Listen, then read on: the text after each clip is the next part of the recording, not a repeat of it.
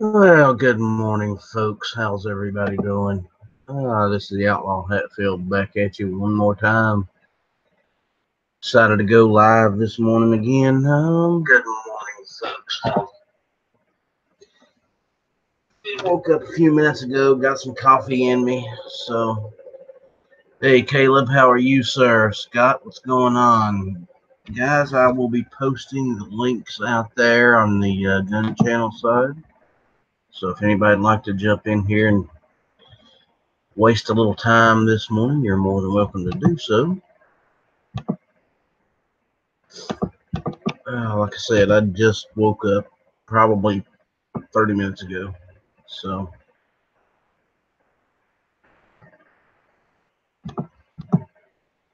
still trying to shake out the cobwebs.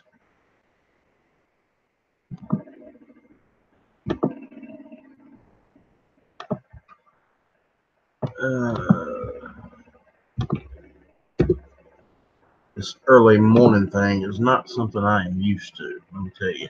Hey, Two Live, what's going on, brother? And there's the link for the YouTube side. So, like I said, if any of you guys want to jump in, you're more than welcome. I seen Tony was online on the gun channel side a few minutes ago. I don't know if he's still there or not. He might make an appearance in a few.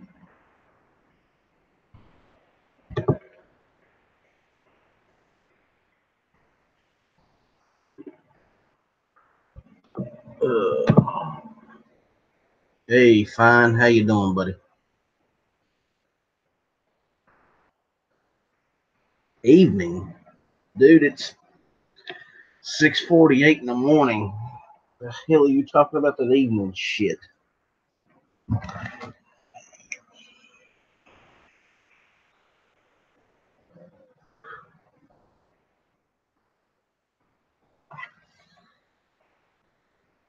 Then again, I guess you work nights, so it would be evening to you.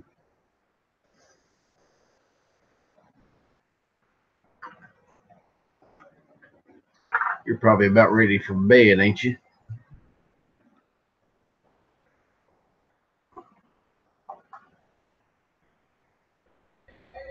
Yeah, we're getting the day started. I got my first cup of coffee here.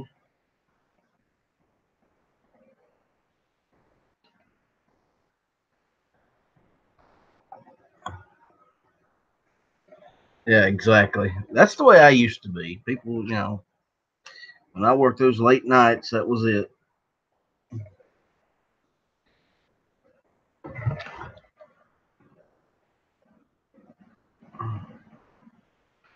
I'm actually half expecting P11 to show up in here in a minute.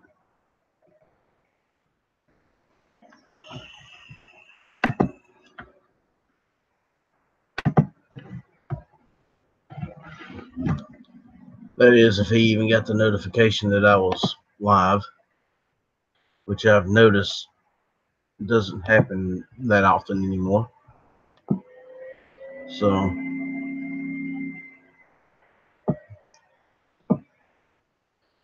Lord. So, I don't know what's going on with YouTube, but I read through their stuff the other day. I had gotten this emails stating that I was eligible for monetization, and then I got to reading, and you have to have 1,000 subscribers and so many watch hours.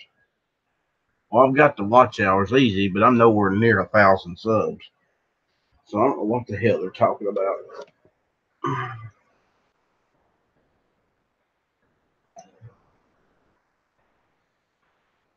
Unless they figured I've got so many watch hours that it don't matter how many subs I got.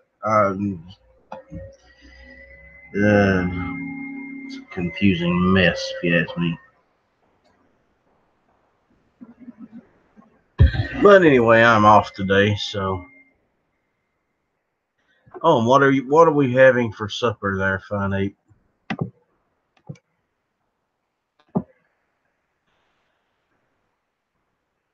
fried chicken and cornbread. It's always good. Hey, Wes, how are you?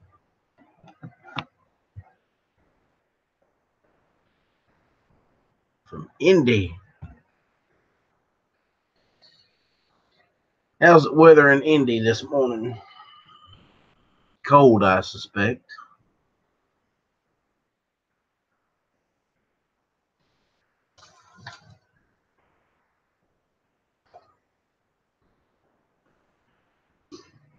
We are actually having a bit of a cold snap here. It's 52 this morning, and I'm in southern South Carolina. That's weird for this time of year. It's about 20 degrees colder than it was last year at this time.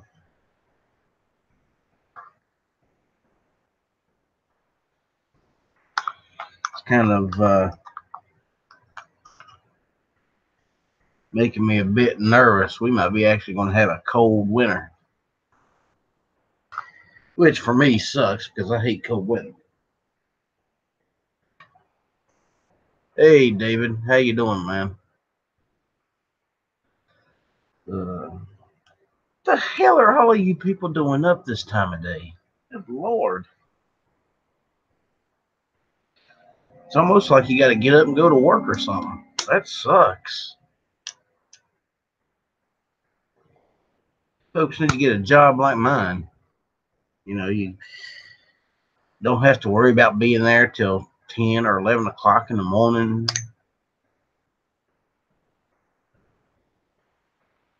Play around with guns all day. You know, it's great.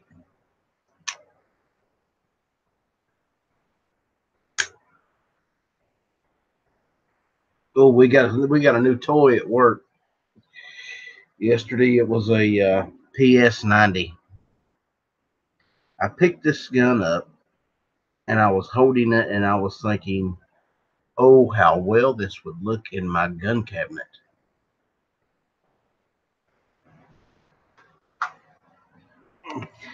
Be a nice little toy to play with.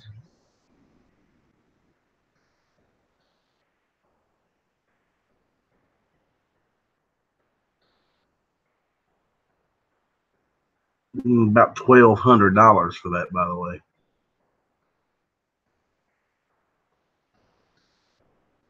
But about the same price as my Chris Vector that I want somebody.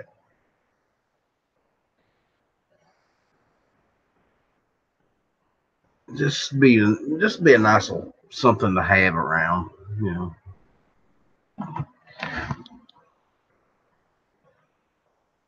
I remember the first time I seen that.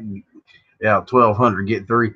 The first time I seen that gun was on Stargate SG-1 from the television series, and I was like, "That is a cool freaking gun."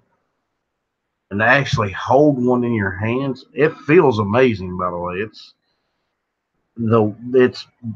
very well balanced. Sights are pretty good on it too. It's got integrated sights. Just a very, very short, compact system. I love it.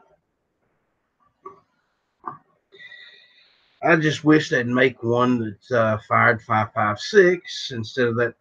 What is it? 5.42 something. A little bitty round, 5.7 by 28. Yeah, that's it. A little bitty round. If they'd come up with one that did a 5.56, I'd like it even better. Or better yet, a 9mm.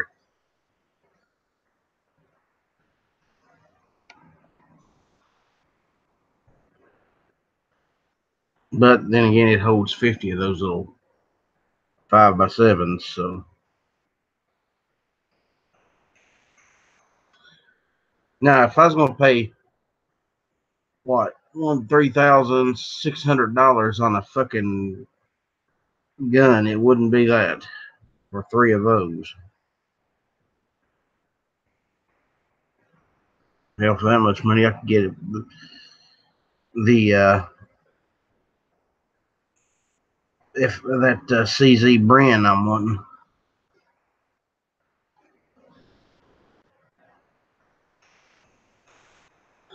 Well, I know where you can get one, Scott. Just show up at the shop. I'll sell you one.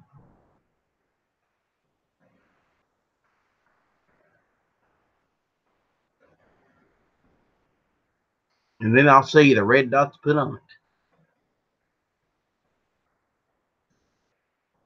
We will get you taken care of, my man.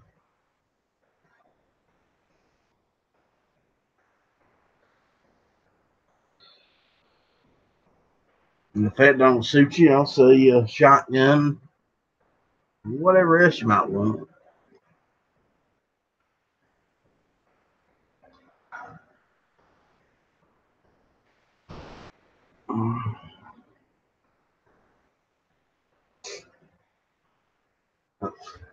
Matt Hanson was ever show up there, I'd get rid of all my Tauruses. Wouldn't have that problem anymore.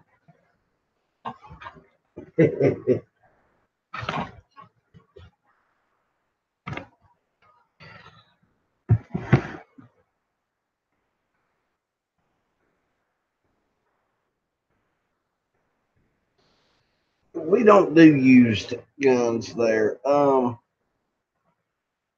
I don't know if any of the other stores that Palmetto has does. We don't. Everything we got's brand spanking new.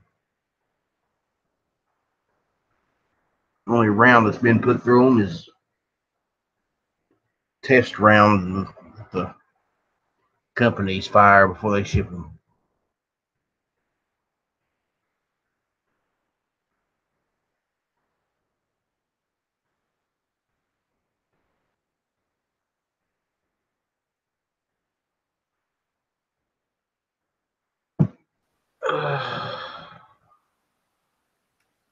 But people tend to like it, I guess.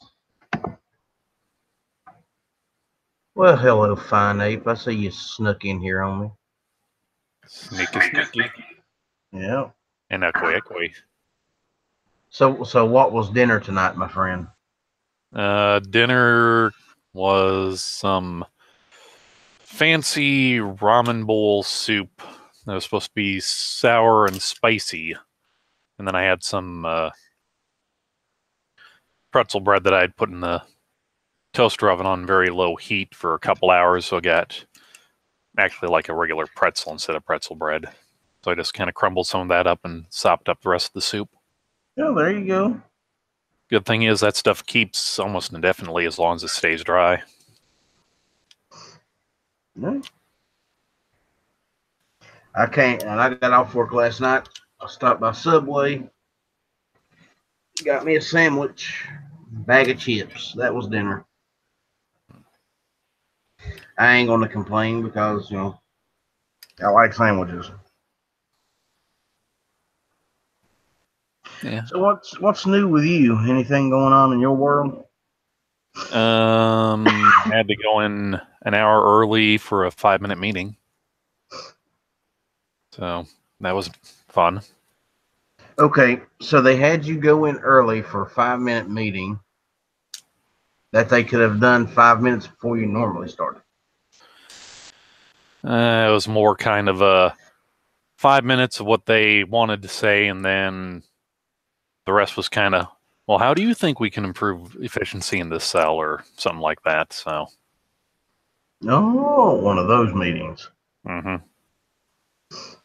Uh-huh. Well, I can tell you how we can improve it, sir. We can get more customers. No, we have customers. It's getting the parts that they've already have ordered out the door in the time they want. Oh, well. That's a logistics problem. It's a manufacturing problem. Mm. Or a machine utilization problem, or a... I forgot what the word I was going to use. Anyway. You forgot a word. That's weird. You're normally always coming up with interesting words. Hey, now, just because I remember half the words that I say sometimes, or more words than you, doesn't... I don't know. It would have Well, been nice if I could have I gotten to go home an hour early, but things happened, so I had to end up taking about a half hour out of my night to quick get some stuff squared away. So, otherwise, you're saying? what the hell are you playing with? My recent acquisition. Let's see here. Armorer's handgun sight tool. Cool deal. Yeah, I got a Midway flyer. What was it, Saturday or Monday? Somewhere in there. They said, "Oh, on sale for blah blah blah blah blah blah." But let's check Amazon quick. Oh, their regular price is $20 cheaper. Oh, they've got this used like new for $20 underneath that. Might as well go ahead and buy it. Yeah. I'm sure you'll put it to good use. Looks like you're about to put it to good use. Just kind of figuring it all out. Now, I've already done one, let's see, 9C, my Jericho. What was that other one I put aftermarkets on? Oh, I'm wanting to put a fiber optic front sight on this 1911, so I'm kind of done using punches in that. So you prefer fiber optics over night sights? Well, they just kind of pop for me. And at least with this has that target rear sight. Mm-hmm. And I don't know.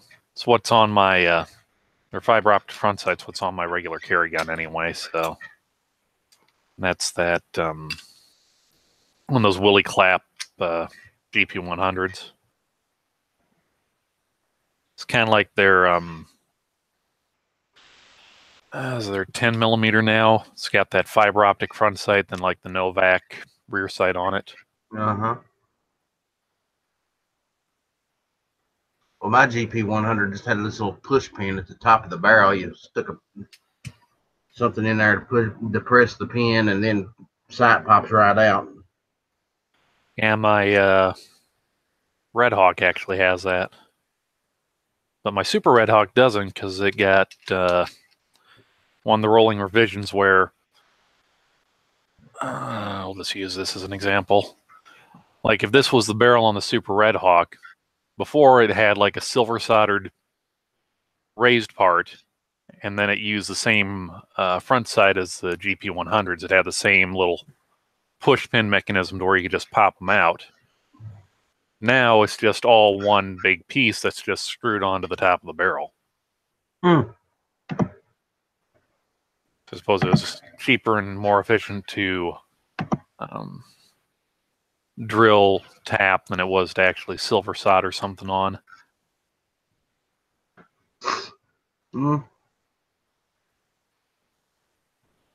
But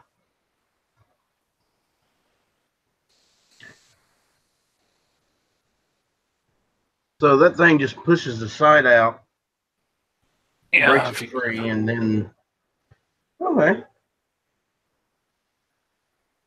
Yeah, it's pretty much just as big. Well, I don't know. It's pretty damn beefy for being aluminum.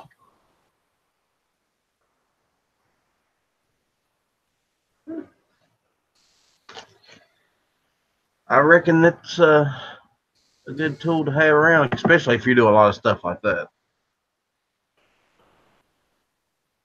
Oh, I take that back. I did one more. I put TFO on my Glock 22. But that all I had to do was just the rear sight and screw the front sight on.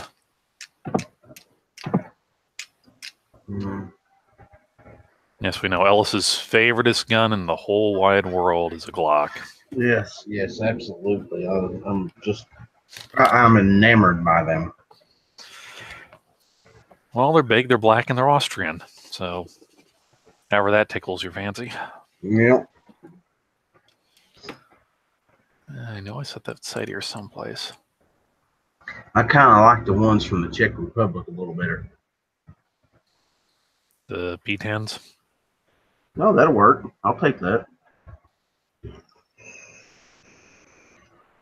P10s, the CZ, 75, P01, P09, P07. I'm not particular. I don't know. It seems like you're pretty PO'd. Well, it is kind of early in the morning. Well, then you shouldn't even be awake enough to be PO'd. It should just be, no, I'm just going to go back to sleep now. Or like, sorry, did you say something? I dozed off. Well, see, I'm not a morning person at all. I hate mornings. Cannot stand mornings. Worst time of day is mornings, particularly before I get some coffee in me. Speaking of which, I'm about to go get some more, guys. Fine, Ape, if you wouldn't mind holding the place down for a minute. I'll leave a flag where it was. Okay, thank you. Mm-hmm. I will return in a few.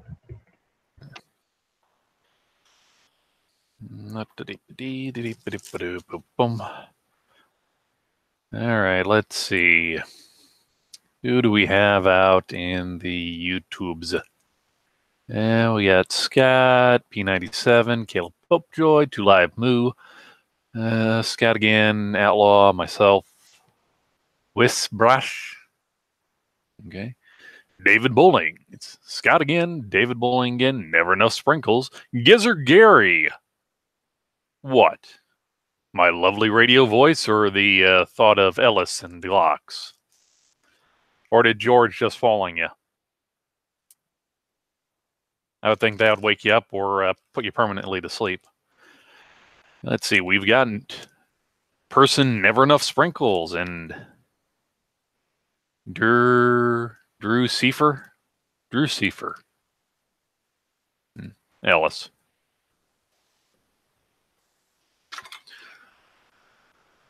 Well, I don't know what to tell you yet, Gary.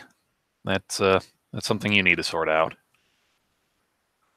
I know I have this damn site someplace where I remember where it was at. I know. Clean the shit off your desk. Love your P10C. So I recall that's their first polymer striker fire gun, isn't it? Or do they make a polymer hammer fired as well? Mr. Bullet T. Justice. How about you watch the chat for me there? Mike Lula. Well, here's the bag for it.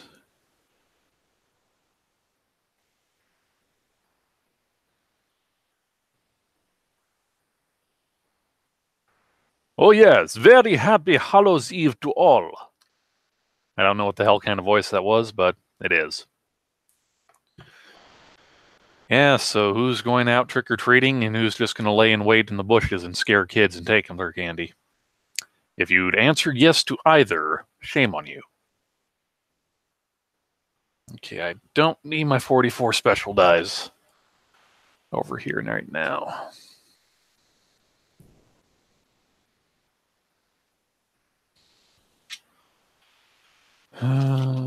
Every second matters. These can go up here.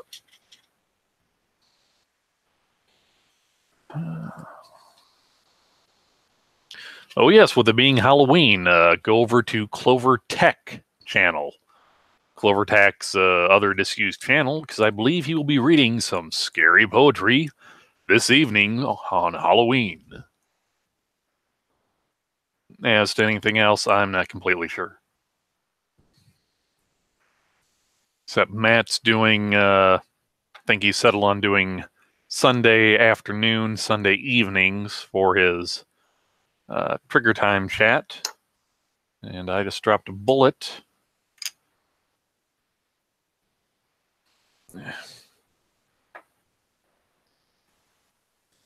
It's a revolver. All right. You can go there. You can set up there so I don't forget you.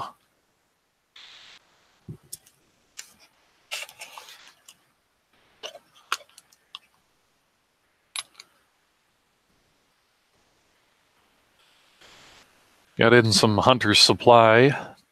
What are these 215s? Semi-wad cutter, 41 caliber. Might give them a try later if I don't have to work this weekend.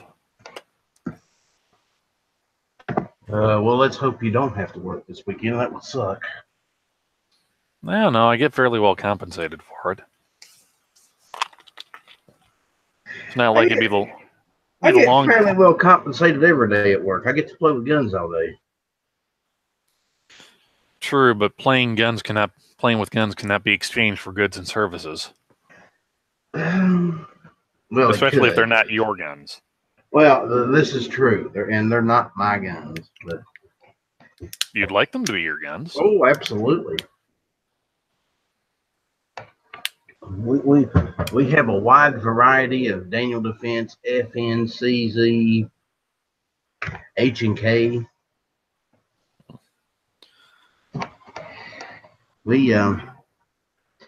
And even a case dedicated solely to Glocks.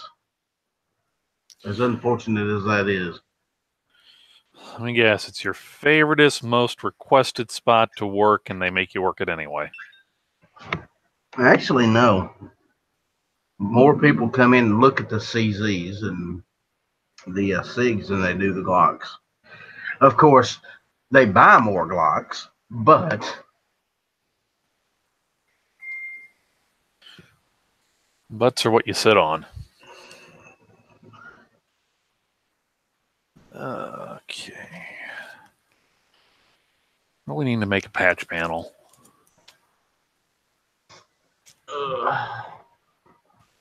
The big thing nowadays is apparently that SIG 365. People are looking all over the place for those. We had one, sold it. 2 guys come in yesterday looking for one. I know SIG solved all their oopses or early beta things with them. Yeah.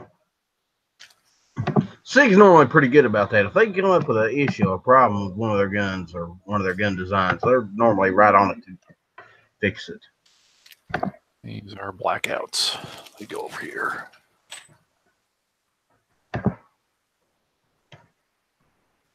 So, you know, that's one good thing about SIG. They take care of their customer base. But for the price they pay for those guns, or you pay for those guns, they need to. Tony, how you doing? Good morning, Mr. Tony. Green children. How's the internet holding up this morning, Tony? Well, I paid my $20 yesterday, so I'm pretty good. Oh, well, good. So you got more tinfoil to add onto your rabbit ears? Pretty much. What the hell are we talking about? Nothing. Elsa's undying love for Glocks. Yes, that's it. Well, Ellis, you and me have similar tastes in Glocks. Yeah.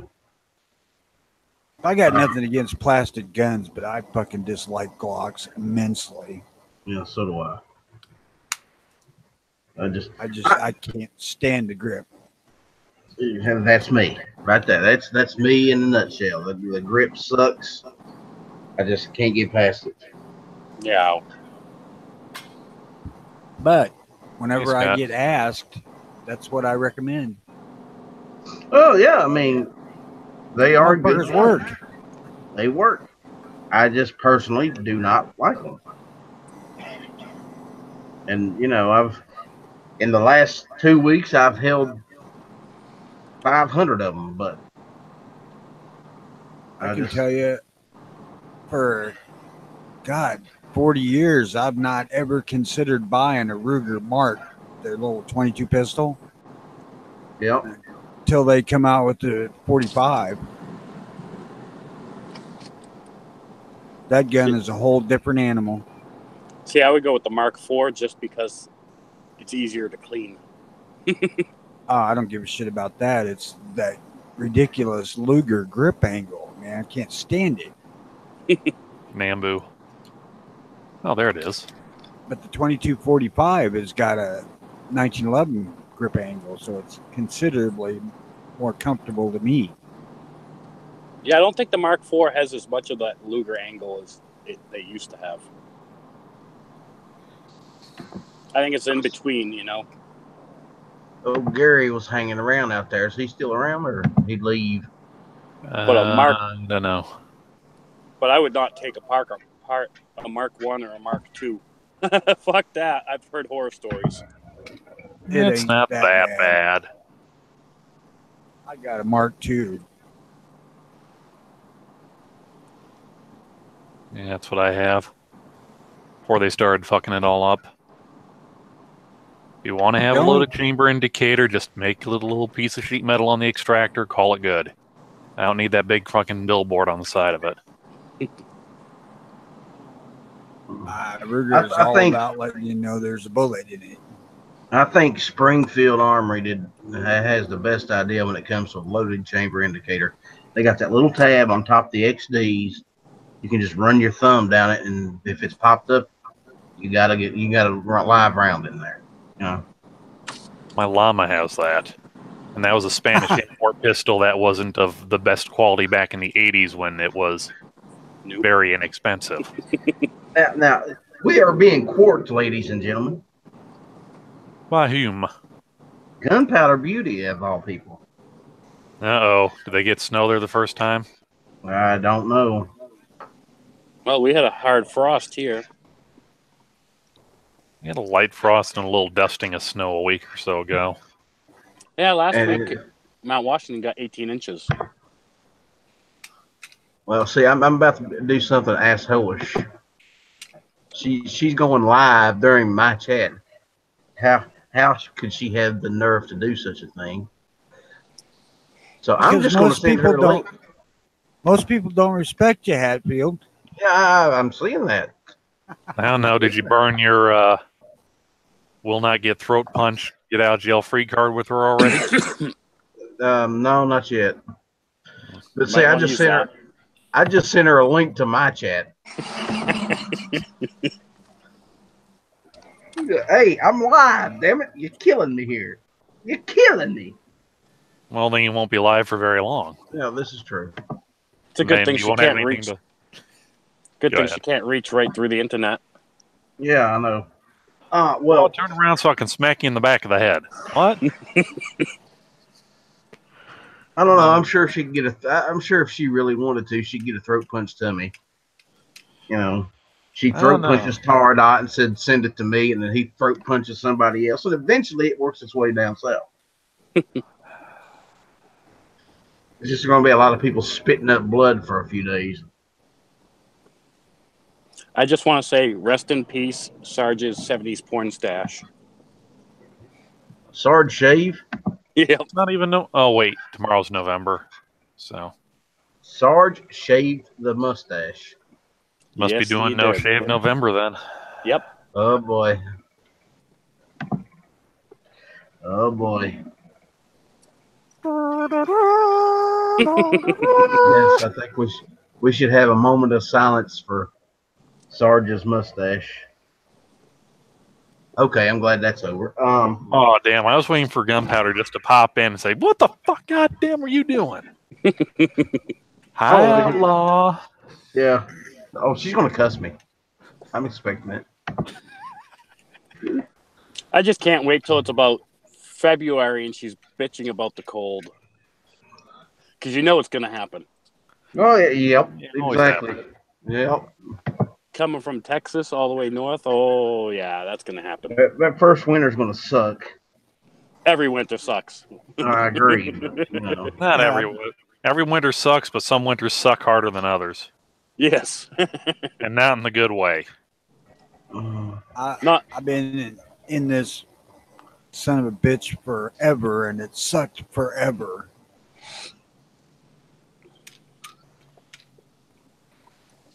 And you know, it starts warming up, and people think, "Oh, we're about to get a break," until they realize that everything instantly becomes mud. No, it warms up and people think it's a break. They look at the thermometer and, it's 40 degrees out. That's t-shirt weather in January. I'll take it. What was it? 3 or 4 years ago up here. 4 years ago now. It was 55 degrees Christmas Eve up here. Suffice it to say, I took the motorcycle out for a ride. Hey, Santa Claus is riding to town. I have seen people in Santa Claus suits on their bikes. Well, why not? Of course, I do see the... Drucifer out there in the chat has the right idea. 85 degrees year round. I can deal with that. That sounds good to me. a little That's too warm. damn hot. Mm-hmm. 75 with 0 humidity. Perfect. I'd say 70. Keep it at the same temperature as our gauging room. I see people up here riding their bikes year round, but they've got those electric plug-in snowsuits. And usually they're riding a freaking BMW. Well, it's so good and warm, yeah. Yeah. I have never understood. The strudel has shrinken. No. The strong stucker. The side of rotten, it's shriveled. Matt's going to get pissed with. We're going in on his stick. Making fun of German people is not part of his shtick. Do we care that Matt gets pissed? No, Matt's more entertaining when he's pissed. exactly. Well, pissing him off is the only way to get a good video out of him. Or get him really drunk. Well, then he just starts shooting shit. Exactly. Mainly his house. Oh, no. That was for... What was it, That was no longer $500? his house. Oh, come on. Matt's not the only one who makes popping noises. This is Yankee true. don't count. Well, I'm not talking snap, crackle, there went my hip. That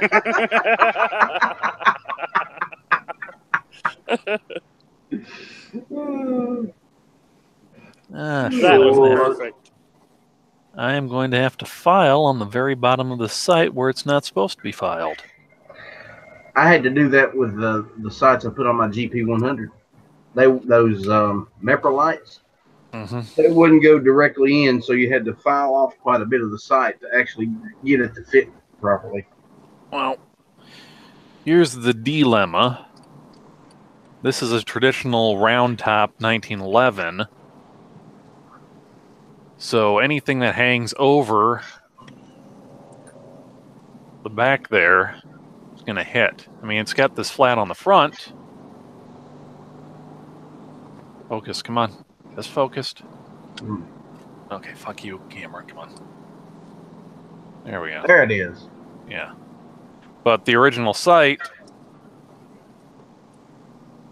set that there. Doesn't go front, or doesn't go forward of the dovetail. So... That's why I haven't bought one of the Rock Island. Because the cheap Rock Islands don't have the swappable front sight. Yeah. You know what? Since I got this side pusher, it's not quite a big as pain in the ass as it was pounding it in and out. Just got to file it. I ordered a set of files a while back when I was changing those sights on that GP100. And I seen this set, and I was like, okay, this will work. You know, it looked like a decent set of sight. And when I actually got this set, it was a bunch of jeweler files. We're working on like watches and shit. And I was like, well, fuck. It worked. It just took a while.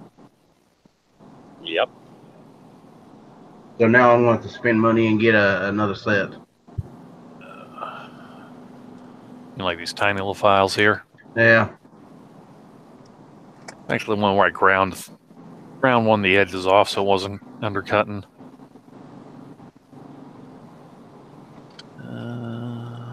So I'm actually going to buy a decent set of gunsmithing sights. Or sights. Files. Yeah, files, that. We got a decent set of punches. Yeah, well, let me warn you. Don't ever try and change the sights on a CZ without a sight pusher tool. because you will literally break a punch.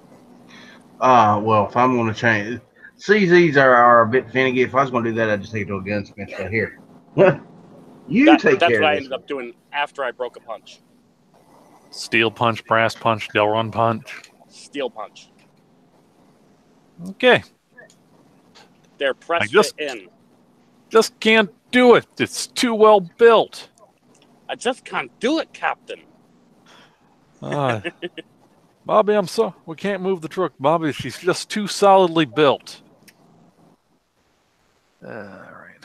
Let's get this one out of here again and file it some more.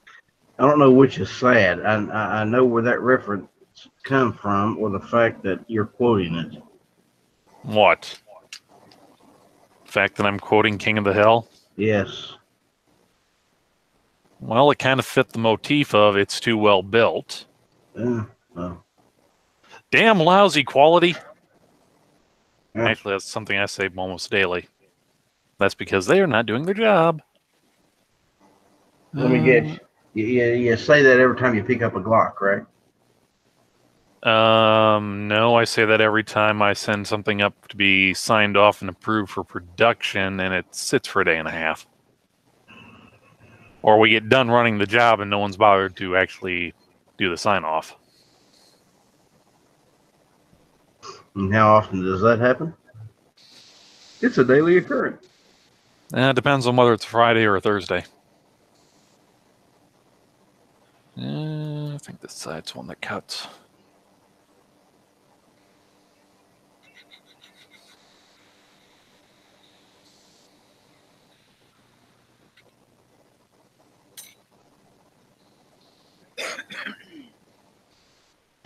So, Tony, do you watch anything interesting on the news this morning?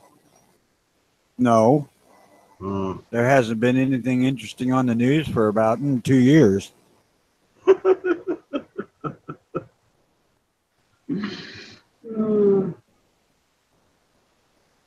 Actually, I'm just sitting here deciding which pair of guns I want to carry, the Vaqueros or the 1875s tonight.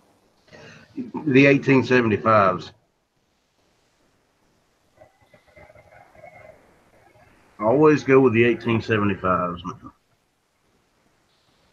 Yeah, the Vaqueros are more powerful and safer. Yes, but they don't look nearly as good. Hell, they don't. Vaquero. My Vaqueros, buddy, are polished stainless steel. You talking like Yankee level of polishing? Mirrored? Pretty damn close. I've always just loved the Remington design, man. Those things are gorgeous. Now, do you have the 7-inch barrels or the 5-inch? 7.5 inch. Somebody's compensating. Outlaws. 5.5 inch Vaqueros.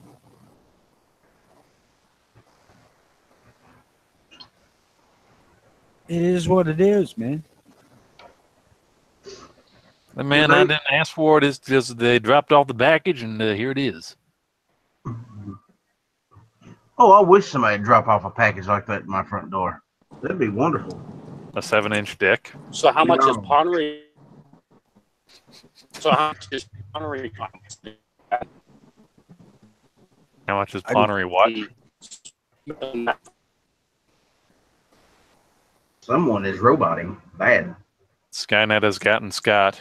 Yeah. Too bad, too, because it might have been something funny. I don't know, something about how much Ponery, something. Yeah. Damn Skynet. Well, you got to talk to G-Webs about that. Apparently he's in tight with them. Yeah, I know. Sometimes you have to go to bed with the devil to get any results. I was saying, how much is Ponery compensating with that less than 500? Look, Sean likes these huge guns with lots of recoil. He does a lot of compensating. He likes big booms and he cannot lie. 45 70s and Ain't nothing wrong with 4570. No, there's nothing wrong with it. I like it. It's good round. 4570 at all. Eventually, he's probably going to get one of those Shy-Tech 408.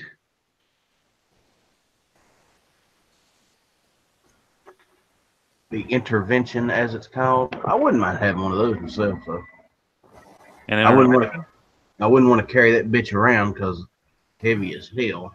Well, you just do what the Finns did with the Lottie. Just put little skis on it. Yeah. We've got this 338 Lapua at work, and that some bitch has to weigh 25 pounds. Or put wheels on it, like the Lottie.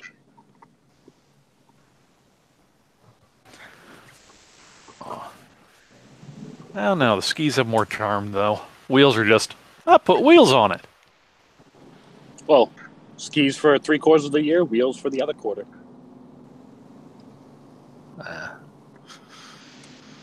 Well, that would depend on where you live, wouldn't it? Not I'm really. pretty sure Finland has snow 3/4 of the year. Mm-hmm. There are two seasons in Finland. There is snow and there is summer. Summer is gray camels. Winter is wet camel. Yeah. Well, why don't you just carry one of cold each? and colder.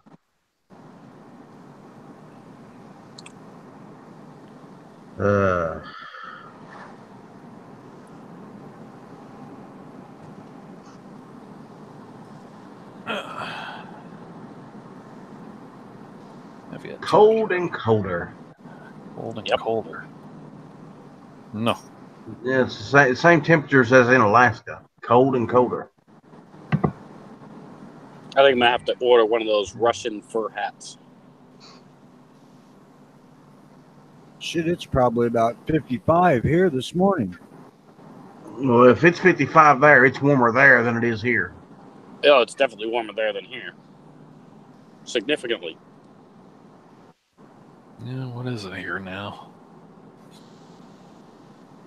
No, that's not the right button. My car is 28. That's what I'm looking. Nope, I was wrong. It's 53.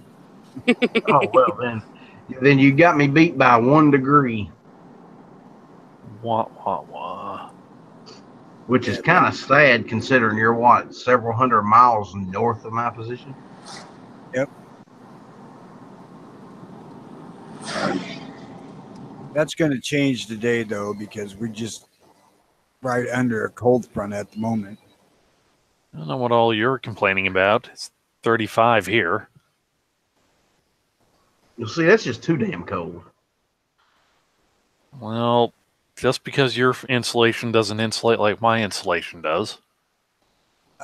Personal and otherwise. 33 to about 45 is the worst fucking temperatures of all because it don't freeze. So if you got any moisture, you're just fucking cold and wet. And I don't do cold and wet. Worst thing I ever experienced was changing a fucking fuel switching valve on a Ford truck in 36 degrees and rain in northern Indiana. Yeah, I could see how that would be a bitch. Try changing the heat tape on your water line when it's negative 30 out. And it takes you 4.5 hours under a mobile trailer. I've done heat tape when it's sub-zero. It's not fun, is it? No. One of the reasons why I was not stopping the old lady from buying this house, because this house had been insulated and wrapped and upgraded. And water lines don't freeze here. Yep. I'll tell you what, I remember many a morning in West Virginia having to get up, go outside with a hair dryer trying to thaw out water pipes that had been froze overnight. I think the worst two places I ever lived was I lived with my mom for a while in Kentucky where they used wood heat. And then we rented an apartment here in town after that had wood heat.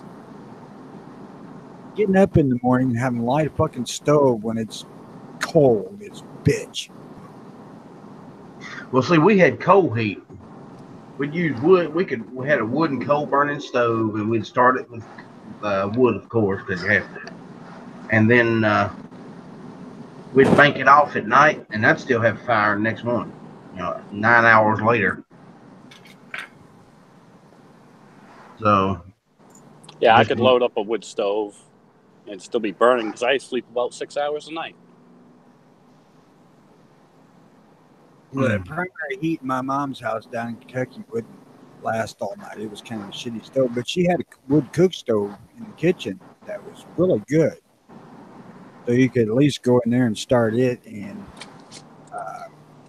get warm. I tell you what, Tony, there is nothing better than homemade biscuits made in a wood cook stove. You'll get no fucking argument from me except for a Dutch oven. Yeah. Yeah. Keep those bitches moist.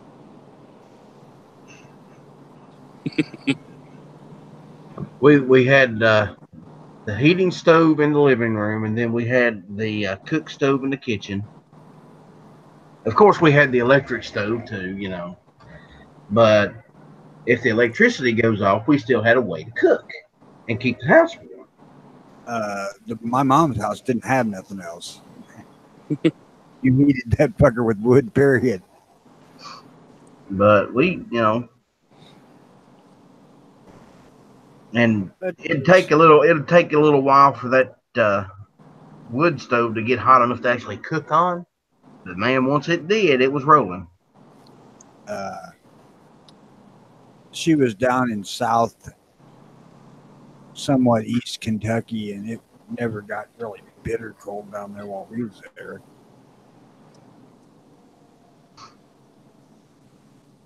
I still to this day would prefer wood and coal heat over anything else. No fucking way. Yep. I just go push a button on the wall and my house is warm. Yeah, I can see that, but still, man. That's what pellet stoves are for. If I want my house warmer, I just go push that button a couple more times. You actually need electricity to run a pellet stove. I thought it could all be gravity fed or clockwork. I don't think they make them like that. Let me guess, there's probably thermocouples which are attached to certain things to make sure that's actually lit or to the proper temperature so it's not poisoning the peoples. No, I think it has more to do with you need the electricity to drive the auger to feed the shit in. Well, there we go. Just need to replace the motor with some type of clockwork mechanism or just have a really small child. You want to stay warm? And you keep turning that crank, boy. And when your sister gets up, you go outside and chop wood and she turns the crank. Why? Because she's a girl. You treat girls nice. You're a boy. I don't give a hell what happens to you. Freeze, you little bastard. It's up to you. Buddy come back in when your fingers turn blue. A buddy of mine went to a corn stove where it burns corn pellets. And he has a hopper outside that they come and fill whenever it needs to be done. And his house smells like roasted corn all the time. I'm like, dude, that's cool, but I don't like the smell of roasting corn. Well, it's got to be better than the smell of a Mexican restaurant or tortilla chips, which I found out that apparently if you use a wasn't vegetable, it was corn oil soaked paper towel to get your fireplace rolling, it smells just like when they take the fresh tortillas out. It's pretty much what he's got, except for there's some funky ass burnt smell with it too. That's kind of like you threw unshut cobs of corn in the fire. It's not horrible. It's not one of my favorite smells, and you can get used to it. It does a nice job of heating his house.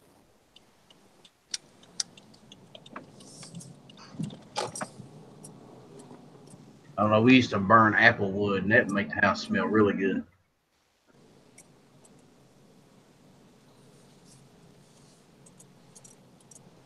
I think probably most common around here back when we was burning wood here was a combination of hackberry and hedge. They just smell like wood burning. You know. Mhm. I tell you what, locust burns good. It burns hot, but it's a good burning wood. Giggity. There ain't nothing out there burns hotter than hedge. That's why you had to have the hackberry to cool it off or it melt the damn stove. Hedge burns just as friggin' hot, if not hotter, when it's just green. Or people in other parts of the country call it Osage orange. No, I don't know. Yeah, he did. Well, I must go. We have a meeting at work. A meeting. Yeah, fun. Tell them you're in the middle of a meeting right now. That's more important. You guys don't pay me though. Yes, we do. You get our company. That's not saying a whole lot, Ellis. Go fuck yourself, Fine Ape. Hey, you said our company. You didn't say my company. Your company. Good Lord. I will talk to you guys later. Yeah, you take care. How can you be so easily offended from hillbilly country, Hatfield? He's related to Night Strike. No, you probably couldn't say much that would really offend me, honestly. It's been tried. It just don't work. Because I laugh at shit off. So it's kind of hard to defend the biggest asshole in the room. Well, I know that because that's me. Oh, yeah. Uh-huh. Mm-hmm. You're the grouchy old man. I'm the asshole here. Just, you know. I'm the asshole that the other assholes fear. That's only because you carry the biggest gun. Whatever it fucking takes.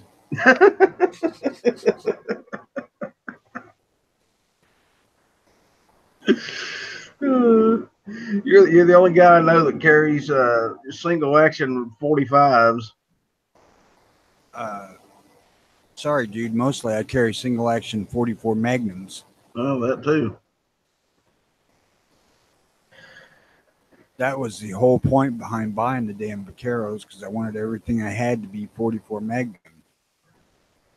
Yeah. If it works, use it. Mm-hmm. And if it works, don't fuck with it. Yeah, pretty much. Oh, unfortunately, I couldn't get 1875 Outlaws done in 44 Magnum. I looked. I love those. I just love those guns. I don't know what it is about them, but man. They're probably one of the best looking guns ever. No, yeah, I love the design. You ever watch those old westerns where they'd take the old Colt and smack somebody over the head with a barrel? If you did that with an 1875, you'd kill them. It's not as bad as you think. I mean, the guns are really, in person, they're not quite as thick and bulky as they look. They're not as heavy as these Rugers, not even. Yeah. I have heard that they tend to be front heavy. They are. They're terribly balanced.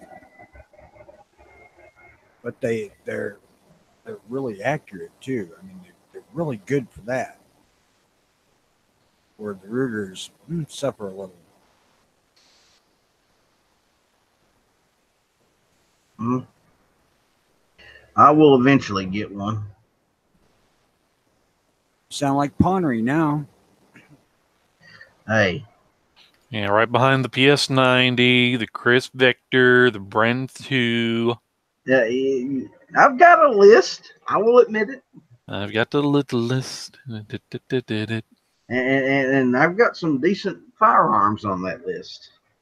You know, I walked into my gun shop beginning of March with $4,500 in my bank account. And I walked out of that motherfucker with $502. I had to call my bank and say, look, I need you to allow this $4,000 transaction. They're like, okay.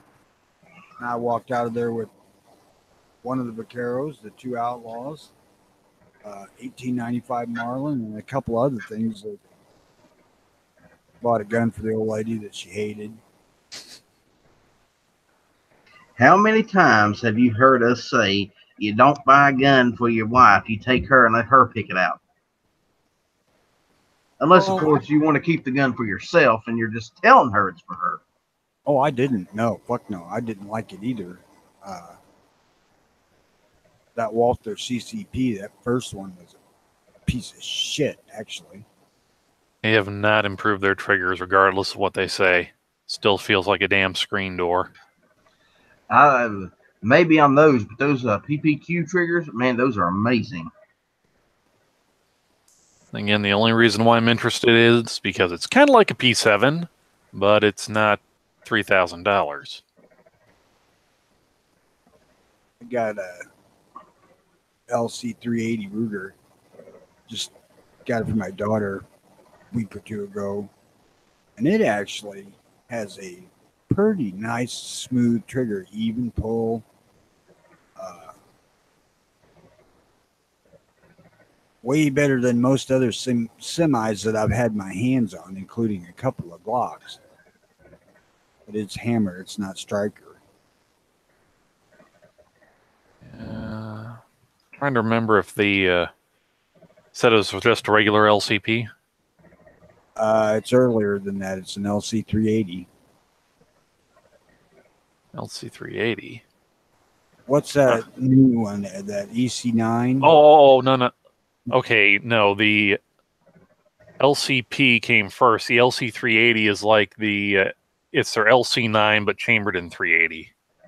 I was getting them confused, I think, because they make a conversion kit that you can. It's basically like a new slide, new barrel, and or whole new upper half of the pistol to where you can go from 9x19 to 380. I don't know. I'm going to take this to the range some point, let the old lady try it out, see if she likes it. If she does, she can have it. If she don't, I don't know. It'll go away, I suppose.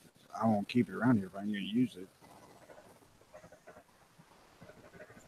I might give it to my oldest daughter.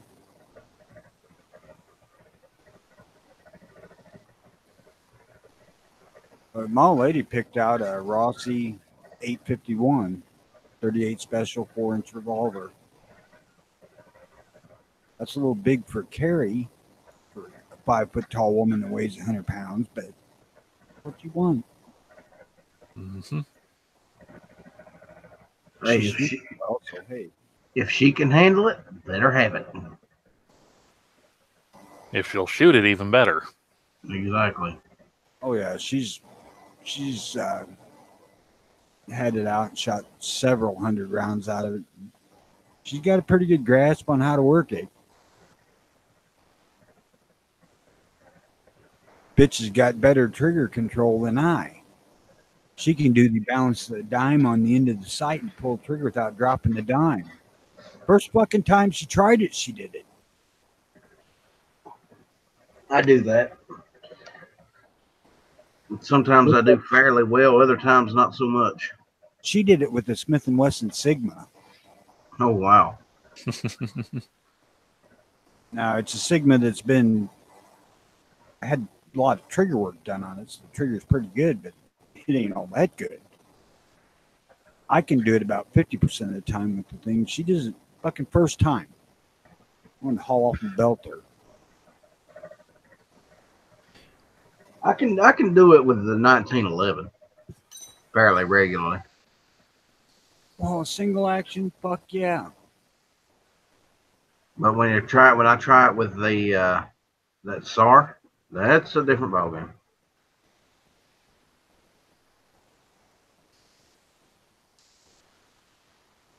They say women always had the potential of being better shots than men, so I don't know. Well, I can believe that. No, they got a little better dexterity. I'm not walking all the way over there to get that. We used to have what they called turkey shoots back home, and my mom would go to these things and win on a regular basis. Borrow somebody else's gun and beat them with it. Where they scratched a friggin' X in the board and you shot it with shotgun? Yeah. That's just fucking luck. Mm-hmm. It is. I mean, you're looking at maybe a 12-inch square piece of board or something like that, and they scratch a fucking X in it. Whoever gets BB closest enough to it wins. Wow.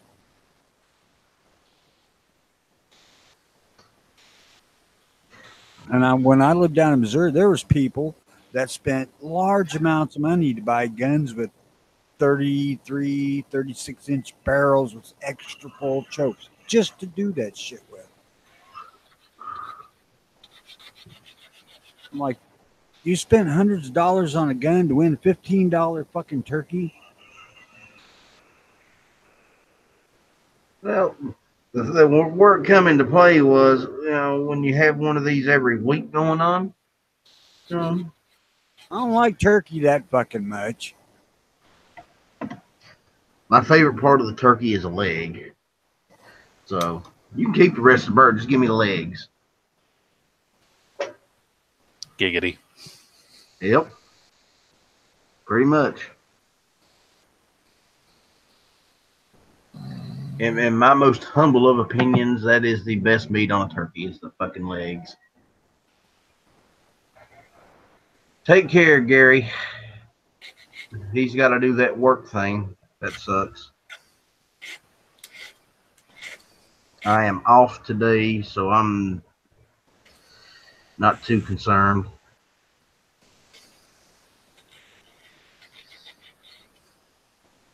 I actually told the boss yesterday if he needed me to come in any extra days, just let me know and I'd be there. That's not something I have volunteered for at too many jobs, I'll tell you. If you need your dick sucked, boss, I'm your man. Need your balls waxed? Let me know. I got a nice clean chamois. We ain't going that far, gentlemen. I just broke a candle so I can melt that for a wax job. Oh, we're talking different waxing. Never mind. Yeah, you put the wax on, you put the paper on, and it goes, My boss at work, he had pictures of the first deers he had ever shot, or the first deer he had ever shot. One was a little bitty one, and the second one was a huge buck. It was only like 7 or 8 points, but it was massive. So around here, that's a good sized deer. And that was the first deer he'd ever shot in his life, those two. I'll tell you what, we got big deer here. Because from like April through now, they're on free 100% unlimited feed of their choice, corn or soybeans or various assorted other fruits and vegetables that are grown for canning here. If I go out there, I'm hoping to see one with spots because I'm going to kill that little motherfucker, bring him home. Oh, you killing the babies. Fucking A right. That's tender meat. That's what I tell people too. I mean, I'd rather shoot a doe than a buck. Meat's better. Some bitches at me after having a plate of veal. Baby cows are cute too, you stupid ass. I actually had that fucking argument with somebody. Seriously. Yeah, well, I think anybody that's ever hunted has had that conversation. Fucking asshole. I was joking when I said I would shoot the one with the spots. And he's sitting there and he's got veal on his grill. And he's chewing my ass about killing baby deer. And I'm like, you idiot motherfucker, you realize veal's a baby cow. But I didn't bludgeon it to death. I didn't chain it down. I didn't chain some bitch down either. I shot it in the head 44 Magnum. Yeah, and that's something else. I have never understood why people go for heart-lung shots. You hit the head, man, you ain't wasting meat. The problem with that Larger here, target. the problem with that here is that one, you damage the mount. And two, most people here are hunting with slugs, and they're not that accurate. You have to go for the biggest target. You know, it's only very recently we got started hunting with handguns. And some areas like here, you have the chronic wasting disease kind of creeping its way further east or further west and further north, and anything that gets contaminated by brain matter or spinal material, you have to dispose of. Mm. I didn't realize it's spinal material too. Do I have the regs down here? No, they are in my cooler upstairs. I don't have chronic wasting here yet, but it's probably within 70 miles. Mm-hmm. And I just know they keep expanding the management area every year. Because first it just used to be down by Rochester, and that's now it's almost getting towards like the metro area. I believe we're like,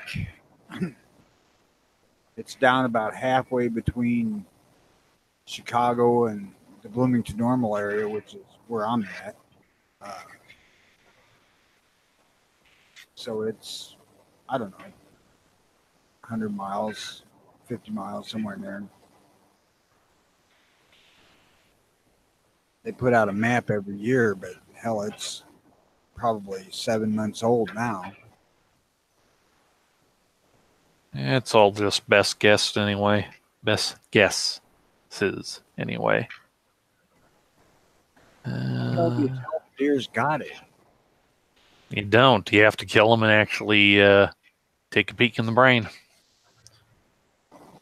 That's their definitive way anyway.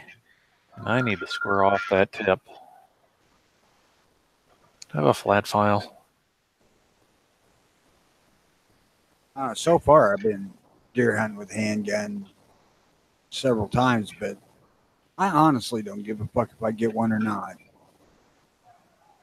It's like being outside, taking a nap every once in a while. Well, it's for the management of the deer herd. The money is, and that's why I do it more than anything. I'd like to get one, but I don't care. Now, I'm not 100% certain that I'm physically able to handle some bitch by myself. Yeah. We have faith in you, Tommy. I bought me one of them little steel pneumatic tired wagons to put it in and carry it. Nothing wrong with that. It's always nice to have a wagon that can hold 100 and some odd pounds of dead weight. Oh, it'll hold 400. Ooh. Oh, here's my Sharpie. I actually bought it because one of the places the old lady and I like to go camping, you have to carry shit for like a quarter mile to get to the campsite. Yeah, one of those. We have it in one of the state parks here. Not a walk-in. I think they just call it like a cart-in or something like that. They want you to rent their carts. This is a walk-in, but they don't rent no carts. Primitive but it's got a 3-sided shelters for campsites, which are really nice, actually. And the only guy that gets to use transport there is the site manager. He gets to ride his John Deere Gator, motherfucker. They're fun little things, ain't they? I wouldn't know. I just watched some bitch go by.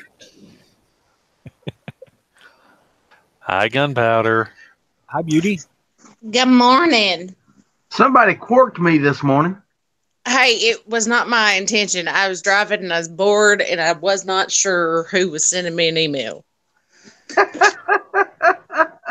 Well, how many Andy Ellis's Hatfields do you know?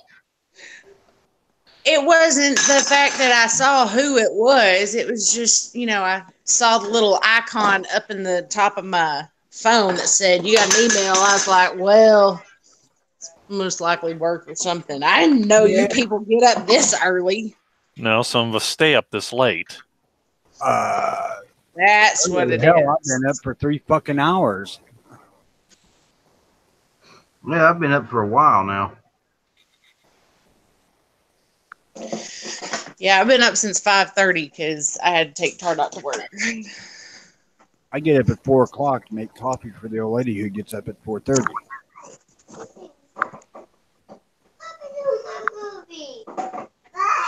I turned your movie off because I'm gonna make breakfast. What are we having? Yeah, I'm hungry. Mom, what's for breakfast? I don't usually eat breakfast, but I could be convinced. Pancakes, maybe some hash browns. That sounds good. Mm-hmm. You don't like eggs? What the hell's wrong with you? I'll take a stack of those pancakes and bacon. That'll work. I'll take some I hash ain't got browns. bacon. I got sausage. Well, sausage work. Oh, wait a minute. If we're going with sausage, let's have some sausage gravy and biscuits. I like chocolate. I wish I had some milk. I'd totally make gravy. Ellis, that shit goes right to your ass. Do what, Tony? That shit goes right to your ass. Yeah, well, I don't care. It's on his shoulders anyway. I don't care. We can do some sausage gravy or biscuits. Throw some pork chops on to go with it. There you go. Oh, man, I do have pork chops. Pork chops and applesauce. Sausage gravy, biscuits, and pork chops, eggs, bacon. What the fuck? Yeah, well, if we're going to eat, let's eat. That's the kind of stuff that keeps you warm in the winter. It sticks to your ribs. Speaking of which, how are you liking the autumn? Two Live Moo says he's ratted me out. Who did you rat me out to? Me. Oh. Hey, put the mop down. Does No. Does that mean I get a throat punch? Tell him if he wants to use the mop, he needs to clean the entire floor. Okay, well, if you're going to clean the floor, then clean the floor. Quit procrastinating. I'm giving Gunpowder's kids ideas. Oh, you're all done? Okay, awesome. Thank you. It looks awesome. Yeah. Oh, I actually need to bring this down more. I don't know which of these guns I'm going to carry tonight. Well, you what, Tony? Okay, listen, Ruger. To help with your decision making, what you need to do is just carry them all. Carry one of each. Old man, I can't tote that much friggin' weight. Carry one on each hip and then 2 cross-draw shoulder holsters. I don't have those. I have 2 rigs. One for the Outlaws and one for the Rugers. Only because I did not like the Outlaws sticking out of the bottom of my holsters 1.5 inches. Good morning, Mr. Patriot in the Dark. Good morning, All right. Patriot. Who wants a kid? Because I got one for sale. He says he doesn't like eggs and he doesn't like pork chops. Don't send him here because no. that's breakfast every morning. I had my limited kids. Thank you. Buddy, if I find your receipt, I'm taking you back. No. Good luck with that. I'm going to have kids. I'd kind of like to have a wife. That way I can get bitched at from both sides. Patriot, I just put a link out there if you want to jump in. All right. Will the site fit now?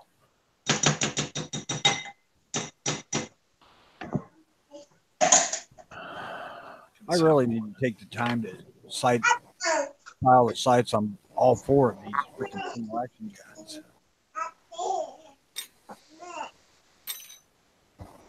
Each one of them only needs to be about half as tall as it is. Well, it's a lot better than them being half as tall as they should be. TIG welding can be quite the pain.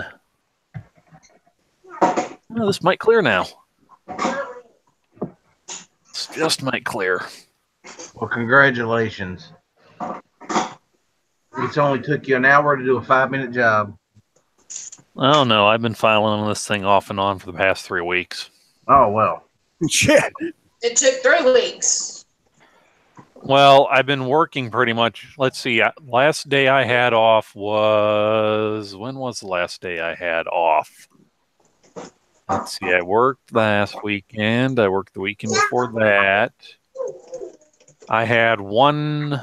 was probably the 7th was the last day I had off. Now, I have a question. Are you filing the sites or the notch? The site. Might I suggest a Dremel? I'm using file, coarse stone, and a well-used fine stone to just... I got one of those. Hey, stop. This is just one of the... I think I picked this up at the hardware store. It's supposed to be like a genuine hard Arkansas stone. But Come in a little leather pouch. No, this diamond honed. Let's see, this is an EZE lap diamond stone box 2040 204 69 Carson City, Nevada. And actually I had one that was about 30 years old that I got from my uncle, but that fell out of one of my plier pockets, so I have no idea when or where it disappeared to. I bought one like that, smaller one, and it's a Dan Stones, something, or Whetstones, or Arkansas stone. Actually, really good stone as long as you keep it clean. The first one I run across that would actually do the job of sharpening a straight razor okay.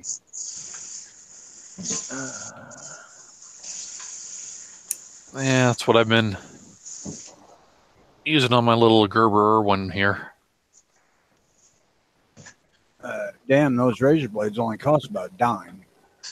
That's That's why it's taking you 3 weeks. Huh? That's why shit's taking you 3 weeks, man. Why? Those fucking razor blades, they put a new one in it. It's quicker than sharpening it. No, this, I don't know. No, I was training a guy in my cell, so it was pretty much just watch him.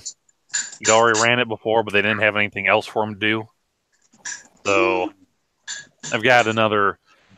It's not an Arkansas stone like this. It's a block of fine. What is it? It's not silica carbide. It's a lapping stone that I got in school when we were putting mold blocks together. Why are you making? So I just started sharpening it on that, and honestly, I can cut through the double layer boxes at work without even feeling it drag on it. Okay. I got 3 big stones, like 8-inch by inch, varying coarseness, and then this little stone, which is considered, must be, I don't know, 10,000 grit. It's very fine. And I still can't sharpen a fucking pocket knife to save my damn life. What kind of pocket knife is it? I've got about 20. But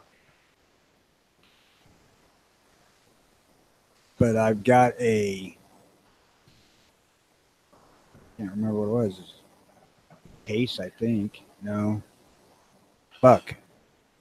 I got a buck that I bought that was razor fucking sharp when I bought it. I mean, shave the hair on your arms, no problem. I can't get that back. I'll tell you what, send it to me. When you get it back, it'll be a razor. I ain't sending it fucking to you.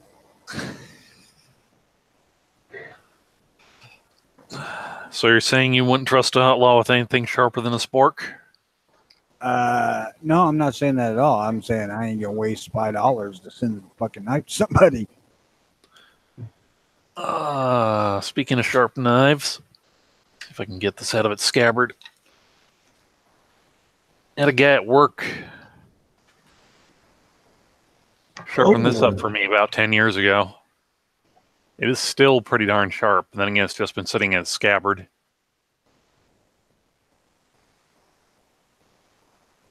All right, come on. That buck I got's still really sharp, but it's not shaving sharp anymore. Yeah, I was doing that when I was working at the kitchen. They'd have problems sharpening their knives because for some reason they couldn't figure out how to sharpen the damn knife. No, had to show them how to do it. I need to bundle up my shit and take it to my dad's house to have him show me how, because he's actually from Arkansas and knows how to sharpen the freaking blade.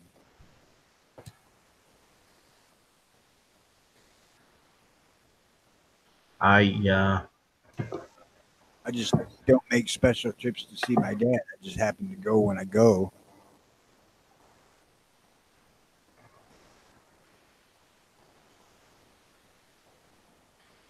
Yeah, I believe the knives I gotta do whatever I need them to do, but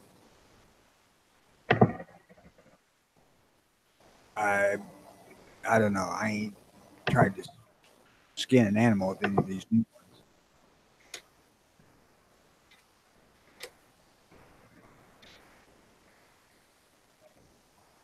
ones. Oh Lord, it didn't go on right, funny. What? Nah, I gotta. Let me get this up in the camera right. Now, on the very back here a bit, very tip here, got this cut at a bit of an angle, so I actually need to flatten this out now. Come on, focus. There we go. Yeah. Novak. Yep, I just have the bag right here. There you go. I'm 99% sure this is the same same front sight that's what's on my Willie Clapp GP100, and I actually like that. And depending on well the sight pusher works, oh wait, I couldn't use it to push out the back sight. You know, I've often wondered who the hell Mr. Clapp really is. He's some writer for, it's not, trying to remember if it was like Shooting Illustrated where he really got going, or if it was American Rifleman. He writes for writes a lot for the NRA's magazines, American Rifleman and American Hunter, and I think Shooting Sports Illustrated. So he does a fair amount of handgun writing from what I've seen. I may have him confused with somebody else as far as the handgun thing goes. No, because I think the first time I heard of a company doing something with his name on was Colt. And I think it might have been, it was like a Colt Commander. It had that, let me grab a grip panel here. It's kind of that, his kind of signature wood grips is like smooth on the back, but then kind of like checkering and like finger groove, almost outlines. Then it was like fiber optic front sights and some other kind of work. Then I saw I don't know, he must be in good with Colt because he even did a couple runs of their single action armies as Willie Clapp editions.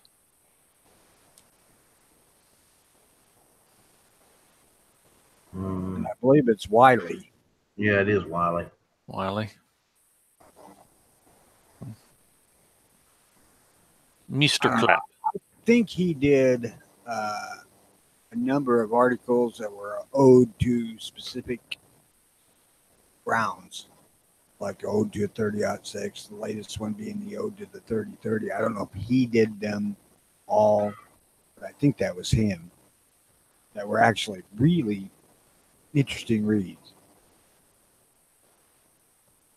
Initially, he started out as kind of like poems, but that kind of drifted away after a while. I don't know. It may not have been him too. I'm not really that interested in keeping track of who wrote what. Yeah. The only one that I've really kept up with was John Tappan. Tappan. I've heard the name. He was generation before Clapp, probably. Okay, so about the same as Cooper. Probably, yeah. He's after Elmer Keith, but he was just starting at the end of Elmer Keith's career. He knew Keith. He knew Skeeter. His last name now. Skelton. Skelton, yeah.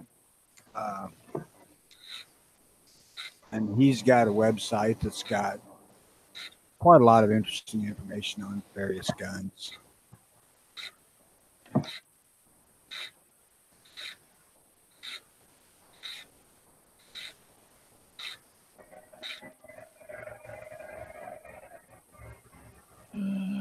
Well, you might get that sight put on that gun before noon while you're working.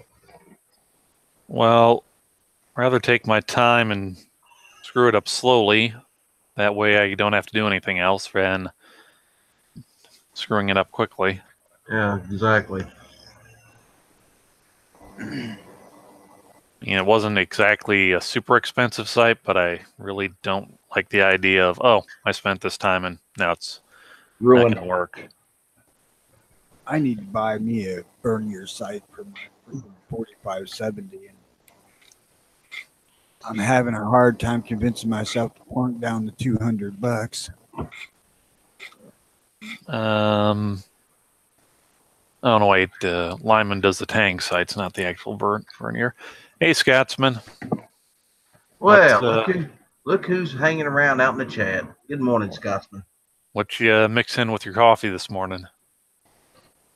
Stop hanging in the chat and being voyeurs and get your ass in here and communicate. Yeah, it ain't like I ain't got the link posted like everywhere. I think I'm going to carry the Rugers because they are a hell of a lot better balanced. It's a good choice. I ain't gonna fault you either way. Rarely can you go wrong with a Ruger. You can blow them up, though. You can blow up just about anything. Haha, just got home last night from Georgia. See? Talking Georgia the country or Georgia the wannabe country?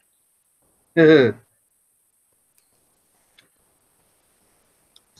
there, if he was in Georgia, you should have just made a shoot over to South Carolina, stop being at work and say hello. But no, you're too good for that. Jackass. I was in South Carolina, but you didn't work there yet. I do now. Well, now is not then, and then is not now. Yeah, shit. This was 15 years ago, I think. Oh well. Yeah, that was long before I started working there, huh? And Was I DSA around 15 years ago? determined that there was no reason for me to ever go back to that hot motherfucker. Well, if you come this time of year, it's really not bad. I mean, like I said, it's 53 degrees right now. Well, I had Just to gotta go. deal with all the old folks. I had to go when my daughter was graduating basic training, which happened to be July 5th. Paris Island? No, she was in Columbia, Okay. Fort Lee.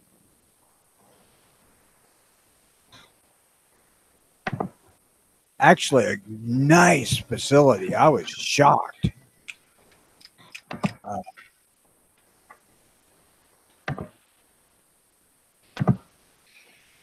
But man, me and my wife and 3 daughters, one of them being pregnant, rode down there.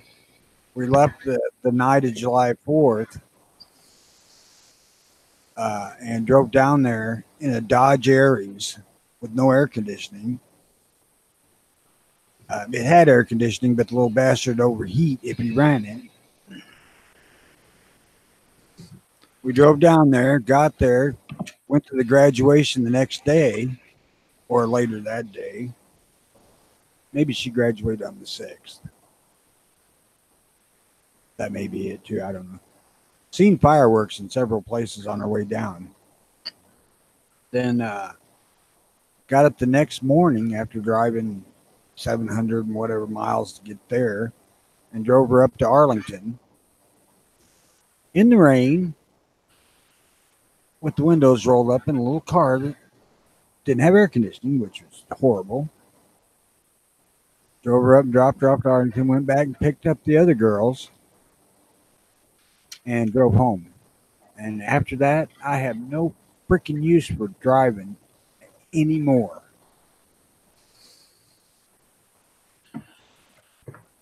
Take an airplane next time.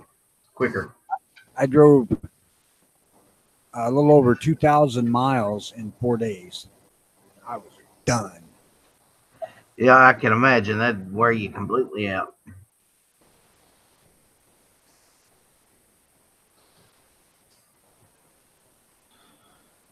Aside from the overheating with the air conditioning on, that little Dodge made it down there and back, no problems. Uh-oh. We provoked the wrath of the Scotsmans. Yeah, that's okay. That's fine. No, I'm fine. No, it's fine. Y'all are fine, jackasses. I'm a fine monkey. There's a difference. Now don't be coming in here starting your shit. Oh, don't start shit with me in the morning. Look, don't make me force feed you some It's way coffee. too fucking early for all this shit. So Ellis, shut up while I'm trying to interrupt you. that's one.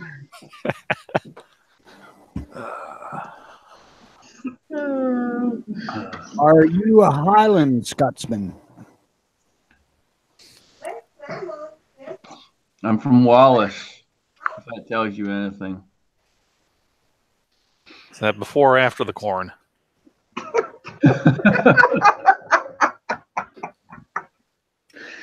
Wow. Please send all hate mail to shootingleftofcenter@gmail.com.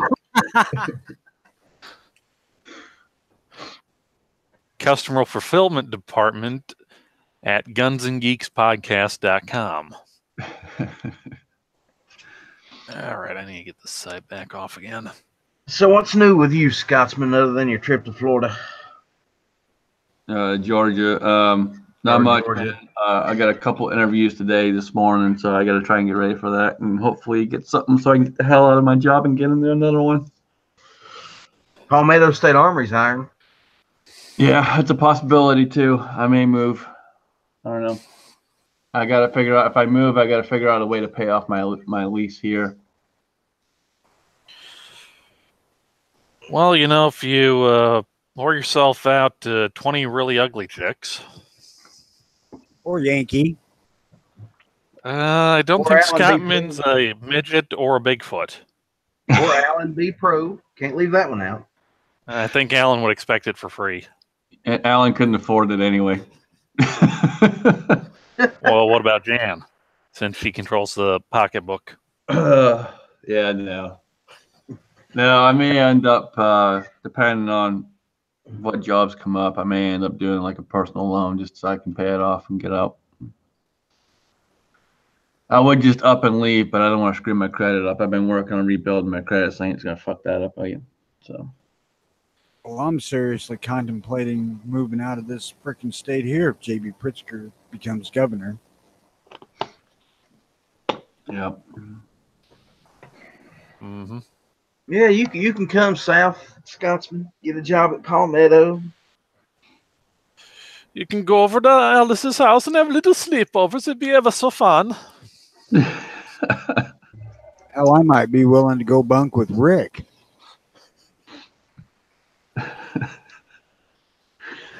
All right, ladies and gentlemen and people of gun channels, if we can all pool our money together, I'm pretty sure we can find some place out in the Nevada desert. I think that's an excellent idea. Or we can just all pile in with King Travi and just call it good. We're Wanamaker adjacent. I'm still waiting on Gun Channel City to get us up and going. Well, I'm telling you right now, Indiana is starting to look better and better and better as far as your gun freedoms go. And they let you run down protesters if they're blocking your paths. There's always that. Of course, that means I'd have to put one of those brush bumpers on the front of my Suburban, but I'd drop that money for that. Well, Tony, if I wouldn't lose my job for it and we still actually ran it, we used to have parts that were made out of 6-inch diameter stainless pipe that had an 1.25 inch thick wall on it. Holy shit. Yeah, the stuff was $500 a foot. What the hell is that for? Something running 10, 20,000 PSI? I don't know. We just milled them out, tried to keep it from killing the old machine. We took out because it would actually, they had it programmed to where it would do a couple passes with a 1-inch end mill, and then it'd leave like a very thin little trace, like in the corners where the pipe would, if you're just going in a straight line, it'd be a little thicker. You take a mini sledge and just kind of knock it out and pull it out. Otherwise, it'd literally break the chip augers. Hell with bumpers. That's cannon material. Only if you can find someone who wants to weld up the backside. I can do that. Well, that particular part number, the mill, and everything else is out the door, which is good because I replaced a couple parts in that mill.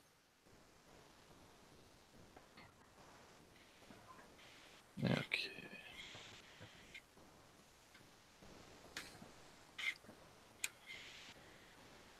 I've thought about trying to turn down a cannon barrel, but I'm just afraid that I would kill myself. Moving the heavy piece of material, or you'd get, 1 pound of black powder worked okay.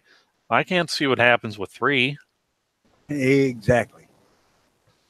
Or why not some 30-31?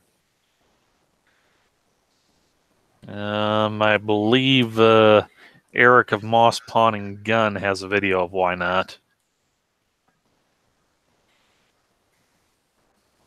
I can't get over these goofy bastards that are trying to sort out light enough smokeless powder loads for their black powder guns. I'm like, dudes, that's fucking stupid. Mm-hmm. I don't know, the closest thing I can think of that's not an actual black powder substitute would be maybe Trail Boss. I wouldn't even freaking try that because Trail Boss is exceptionally fast. It's just bulky. Mm. Actually, it's mini Cheerios. Yes, I know it's mini Cheerios. I've got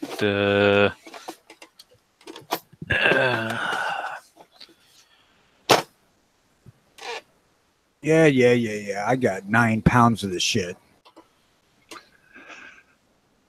so let's see. That's a what? Two regular 8-pound containers. 1 and 5. Hell, I got 1 4-pounder and I think 5 1-pounders, but I might have used all of one of those. No, I'm just no, I'm not talking about the physical cans because Yeah, it's a both solid- 1-pound cans, but this is 9 9 ounces and this is 1 pound. Yes, that's the 8-pound can is only 4 pounds powder on Yeah.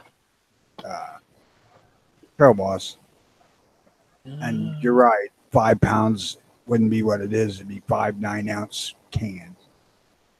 Trying to think, what do I got in those big cans? Power Pistol, Blue Dot, and Winchester 231. I got a big one of Tight Group because that's what I use more than anything. Plus, I've got, I think, 6 pounds of that. And I've got, God, I don't remember, 5 or 7 pounds of 296 H110. Same damn thing. Way more than I'm ever going to need because I don't like to load the guns that friggin' hot. I don't know. Could always get yourself a 30 carbine.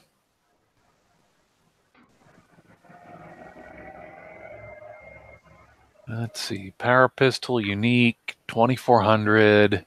I would love to have a 30 carbine. What is that? Power Pro 300M.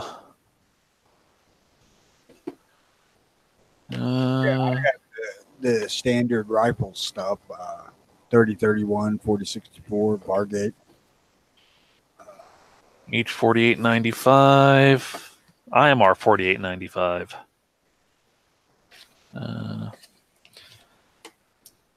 One can of HP 38, which I think the only reason I have is because I needed it to load plastic bullets.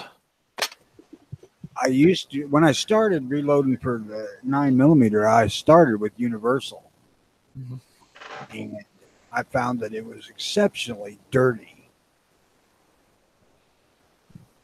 I mean, I couldn't believe how much cleaning I had to do when I got done with the day at the range. And I went to Tight Group, and it's quite a bit cleaner. And they both have an extremely wide range of use.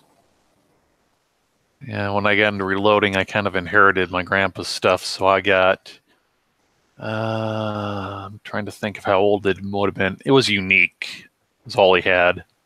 But it was the old... I call them Pringle can containers because it was a metal top with like a pour spout on it, metal bottom, and the rest was just metallized cardboard.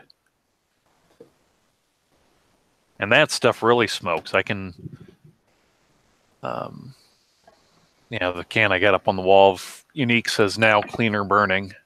And I can believe that. Hello, Vanessa.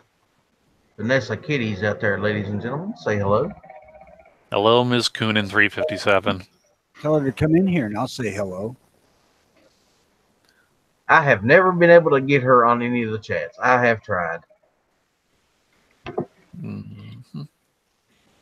She keeps saying she's going to make a video. I haven't seen one yet.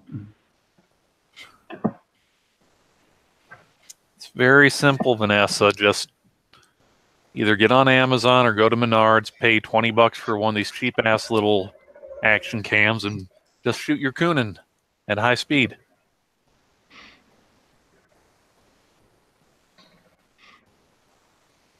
Yeah, I was talking about her at work the other day. Somebody was talking about carrying a 1911 that was too big to carry. And I said, look, I know a lady that carries a Coonan 357. Don't tell me it's too big. Yep. Ain't nothing too big to carry. It's all about how you carry it. And if I recall, she also thinks she on occasion carries her 6-inch 629. Hey, I carry one of those sometimes too. Yep. Nothing wrong with carrying some blue steel. Oh, sort of stainless nickel, but I carry the old blue 29. 29 no dash. I got 2. I got one on layaways. I think it's 29-5, 7. I don't know. I don't care. It was not very old. And then I have a 629 that's a -5 that actually is a fantastic freaking gun to shoot. After I took that stupid ass rubber grip off and put stock Smith wood grips on it. And G Webs is over on the gun channel side. Good morning, G. Morning, G. Morning, Marshmallow. Especially morning, Marshmallow. Morning. Good morning, you Luger discriminator. Luger discriminator. Explain that one. Not a. Can't find a word to alliterate with that. He's anti 9mm. Well, you know. Well, that's always has been his thing. All right, so 9mm Luger, he's Luger discriminator. That's where I got it. Well, 10mm is the best millimeter. Everybody knows that. Have you been talking to Jumpy Outlaw? No, not lately. 10mm is basically like 41 Magnum short, except short. Yeah, it's definitely 41 Magnum light. Even the 41 Action Express, which was supposed to be near 41 Magnum. Maybe we could call it 41 Russian. Nah. There's no rim. All the calibers are important. Yeah. Whatever makes you happy, shoot it. Exactly. Except 40. 40 sucks. I've got a. Well, we figured it out. 9mm are for the women. 45 is for men. Listen, men. 40 caliber is for the gender confused. Listen, 9mm is for people who can shoot a fucking gun. Well, see, I say that, but I own 2 9mm. So I also own a 357 and 45. You want a gun for men, it's got to have Magnum in its name. Well, that's why I got a 357 Magnum. Well, now, didn't Winchester back in the mid to late 80s come out with the 9mm Winchester Magnum? Or am I thinking of somebody else? It's like an actual, or the 9x21 Magnum. Winchester has made a lot of stupid shit over the years. Outlaw, I'm totally going to throat punch you for your comment. You know that, right? That's fine, darling. All right, as long as you understand. It's okay. So, let's just be on the lookout for a UPS box with the Michigan return label on it. Yeah, I know. Oh, I ain't even going to put a return label on it. It's going to be a surprise. I don't know. Will people even ship anything without a return label anymore? Yes. Huh. I do it to my dad all the time, so he gets all those packages. You throat punch your dad? That's just not good. Morning, Where do you think I learned it from? Morning. Good morning, G. How are you, sir? Even better now. Is this a new thing? Ellis in the mornings? Well, you're welcome. Ellis sometimes in the mornings. Yeah, sometimes. Occasionally. Once in a blue moon. Well, you're on. Was it Monday or was it Friday or something? It was Monday. Monday. Well, I'm happy we had this orphan guy from Illinois, this old guy, bumming around the place. people are freaking out. So glad he has a place to hang out now. That's not a nice way to talk about Dano. No, Dano don't get up this early. Yeah, Dan- He's a big job.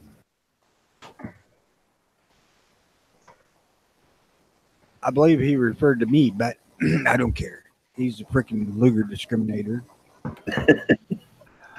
Hey, I'm just happy we got a morning show. Thanks for doing it. Well, not a problem, man. Gee, you sound a bit under the weather, buddy.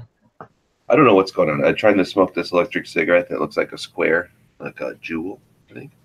And it's killing my lungs. I don't know. I'm going to quit doing it because it's not any better than cigarettes. It's like, You need to smoke a pipe, man. Get a pipe. Okay. whoever gave me a pipe. I'm gonna start smoking that pipe more. I think 'cause that's real tobacco. Mm-hmm. First of all, there's two things that could be going on with that. The first one would be that you're using too high of a nicotine level, or you've got the mod itself turned up too high. Oh no, this isn't. This is like one of these $20 things, like you buy at the gas station, Wally World. Yeah. and then that's you just change out this little cartridge. So there's no like modularity other than just switching out the cartridges. But anyway, it's not that good. It makes me cough all the time and like this.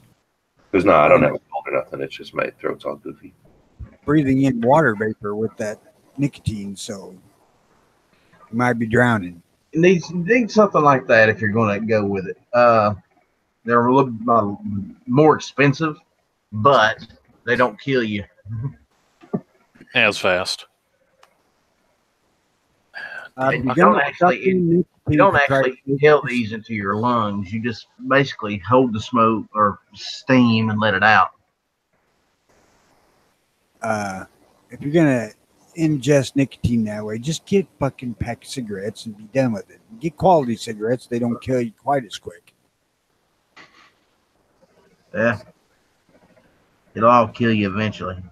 Everything kills you. You're not going to Mostly get living. out. You're not going to get out of life alive. It's a terminal disease. Well, look, I've already been dead, so I've done that part. They let you back in? Wow. Yep. Hell's under my See, now it's foot. going to be way too much fucking trouble. No, when he found out there wasn't a shooting range, he just started raising hell, and they sent him back. Like, oh, wait. Yeah, you're not due here until a third-party candidate wins the presidency. It was the day of my birth, so I really can't say that I remember much about it, except for getting tongue from a nurse. Oh, you can't beat that. Depends. Are we talking a cute nurse or one of those that have been here since, that has a little tattoo on her neck that says George Washington slept here? I couldn't tell you, man. I never did look the woman up, and I regret that. I wish the hell I would have.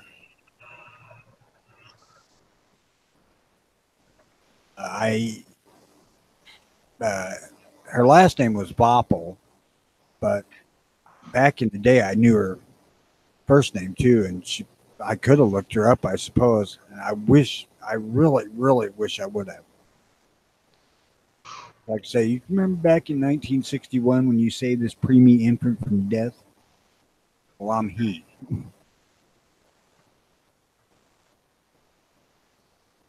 She'd look at you and say, well, we all make mistakes. God, did I fuck up? She goes, sorry. Yeah, sorry, I actually thought you were the CPR dummy. She probably got fired after that.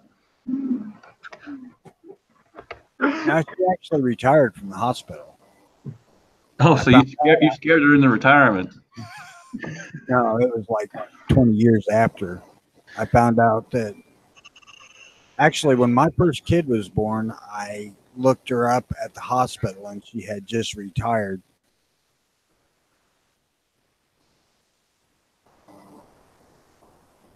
And I didn't take it any farther because back then it didn't dawn on me that I would regret not doing it later. Yeah. So, gee, where are you hanging out these days? Oh, I got back last weekend, I think. I'm back Oh. to Tucson.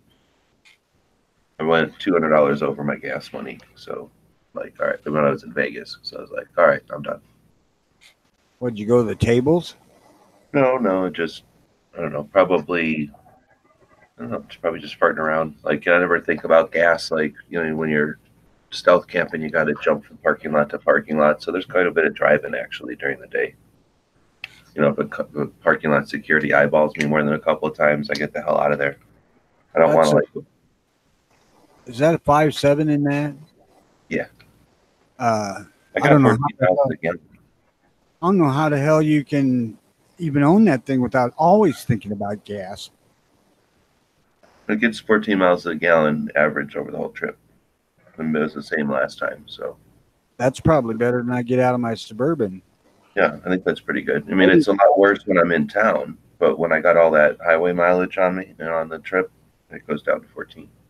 I got 14.9 going to and from Wanamaker in that Suburban, but that's not an average because I spend a lot more time going a lot freaking slower.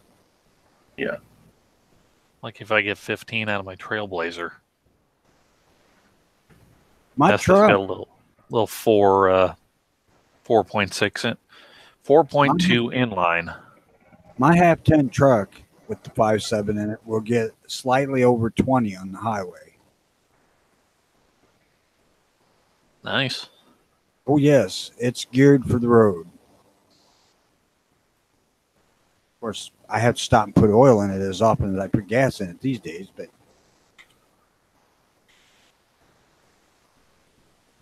Are you trying to get the 1911 working again? Me?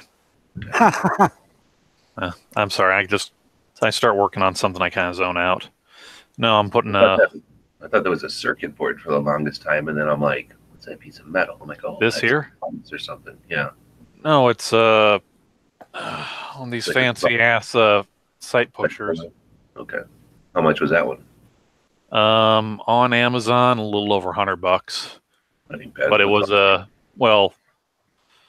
got a flyer from Midway saying on sale for, I don't remember, like $125 or something like that. I look on Amazon, the regular price was $10 under that. Then right underneath the buy now, add to cart, saved list, it was, oh, we have one used available, like new, in box, fulfilled by Amazon. Nice. For under 100. So with tax, it was a little over $100. Figured I already dinged up the slide enough on this to, and since this is actually requiring a lot of fitting, get on there. Yeah, that's a round slide, or is that the 1911? It just looks rounded on the top. It's one of the SR 1911 slides. It's rounded on the top, I thought it was like the very front part of it, they've got a flat milled on it. They didn't continue it onto the slide because the stock sight doesn't continue beyond the front dovetail. It actually just continues that same angle all the way up. Crazy. So I'm having to actually file off on the bottom part of that sight, right up in there. Telling you, Dremel. I have a Dremel, but I'm not walking out to the shed to get it. I already got my pajamas on. All right, and even though I live out in the country,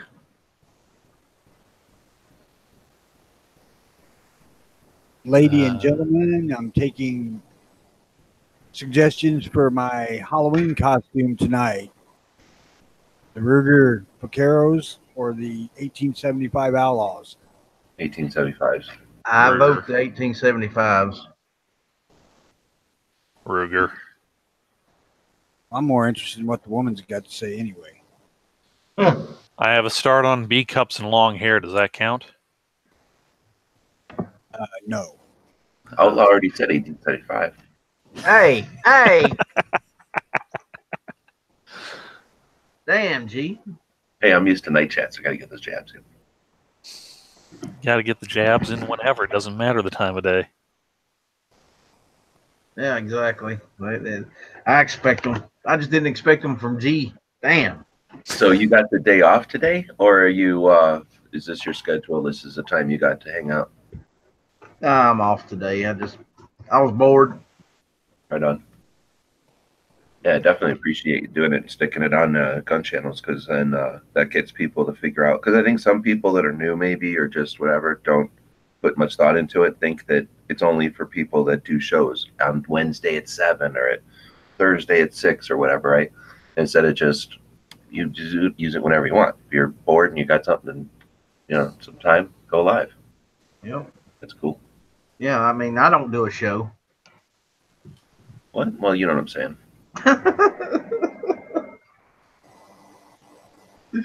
Wait, so you mean you and Sarge bickering back and forth over who is the best wrestler isn't the show? No. We need to actually do another one of those. We've done the first one. We haven't done another one since. Oh, come on. Whatever day that was the other day, I was in one and it was 99% wrestling. So that was almost a second show. Yeah, almost, but not quite. Not In fact, quite. I think your bracket was wrestling or something, wasn't it? I didn't do a bracket that night. Okay. I don't think you've roasted anyone since Matt. Now, well, the next one of those will be midnight if I can get enough people to volunteer to be on the show who knows how to be an asshole. You what do they call that? Jilted ghost last night. How's that? I don't know. He was telling us that you told him to be ready for the show or something, and then he was waiting, and then you had Midnight on. Or no, you had Dog Body on. Yeah, well, that was my fault, and I made a very public apology for that. Oh, okay. I wouldn't know. I had my dates confused. So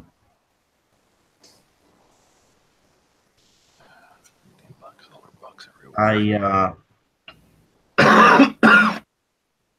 felt like shit over that, actually. Hey, for future reference, there's these things called planners and calendars that you can write stuff on to keep up with dates. Yeah, no kidding. Well, I had it all set up in my calendar on my computer, and I was just going by what was in my head instead of on the computer until I actually looked, and I was like, oh, shit. So it was my fault. I fucked up. He is from West Virginia. They may not really understand the calendar. Or numbers, or a base 10 system. Hey, West Virginia is the only state in the United States that has 42 days in February. So Lousy March weather.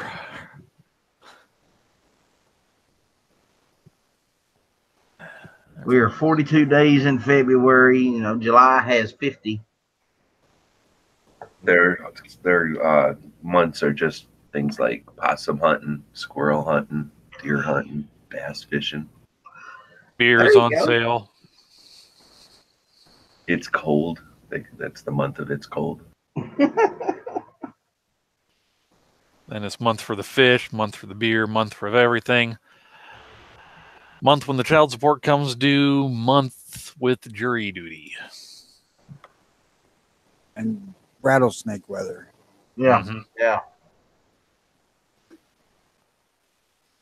We'll see in the South where I'm at now. Rattlesnake weather starts in like March and lasts until, well, now.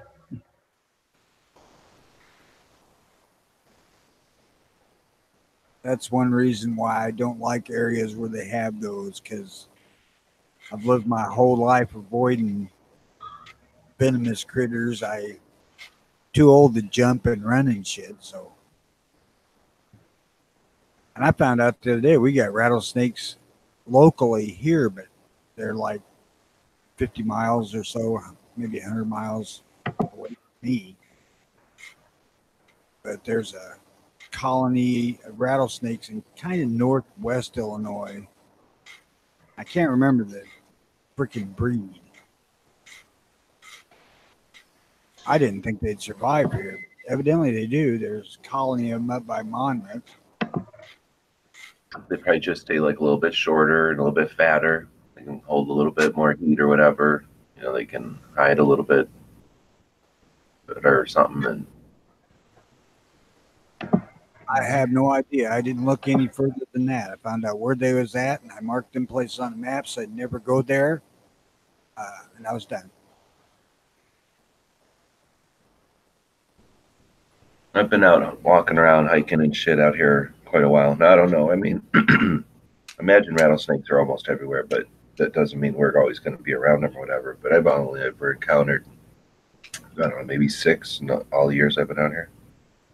Well, I lived for a while in Kentucky at the foot of what they call Rattlesnake Hill. Uh-oh. And I humped all over the freaking woods when I was down there. I never saw one. Saw a copperhead dead, but that's it. Oh, yeah, I'm not counting like dead ones on the street. The whole time I lived in southeast Missouri, I saw one dead copperhead, and I saw one live cottonmouth, and it was in southern Illinois. We'd cross the river to go hunting. Yeah, I was going to say, don't you see cottonmouths all the time? I can't even count the number of cottonmouths I've seen in Illinois. There's cottonmouths all over the place.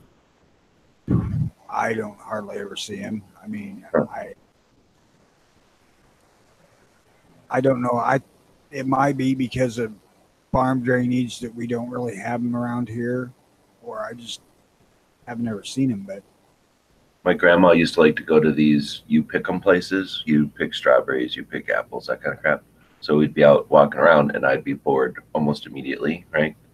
My grandpa had a really big garden, like really big. So, you know, I was constantly, that was one of my chores or whatever, was picking stuff. So I didn't have any interest in going and picking stuff as a recreational thing, right? So if I was with my grandma, she would never make me do it. So I'd be over looking at the lake or, you know, doing something. And that's where I would see cottonmouths all the time. I may have seen cottonmouths down in Missouri. I mean, there was a fair amount of swimming snakes, but I never had any kind of interaction with them. I mean, we swam in creek all the time and went up and down the damn thing. I think it's because as a kid we made too damn much noise. That's a good point. The only time you're going to find one is if it's old or sleeping or paying attention to something else or in the middle of eating or something. You know, the healthy, good ones are going to get the hell out of there. I loaded up shot shells for my 44 Magnum just in case I ever go somewhere to hunt that's snake country.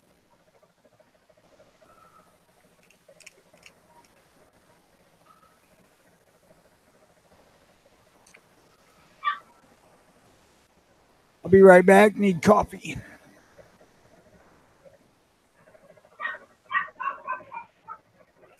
Oh, God, the dogs are awake. That's not a nice thing to say about Patriot just when he jumps in. Oh, I wasn't talking about that, but Well, good now morning. that you mention it, Good morning, Mr. Patriot in the Dark. How are you? Oh, he's in the dark. wonderful. Actually, I am today. It's raining, overcast, beautiful Michigan day.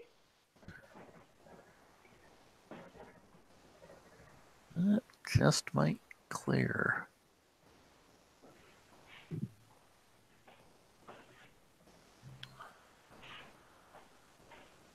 Oh, Lord. How you doing, Patriot? Anything new in your life?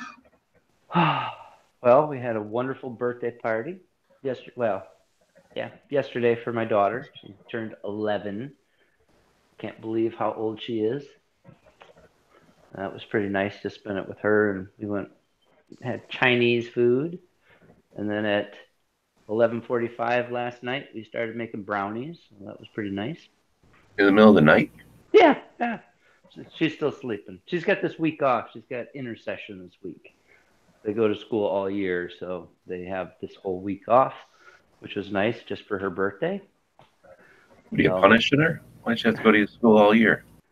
It's one of those fake all year things. They just massage the times off So it's the total number of days is the same as, you know, regular schools or whatever. But I think it's just for the teachers to skim and get, you know, insurance all year long or something. I don't know.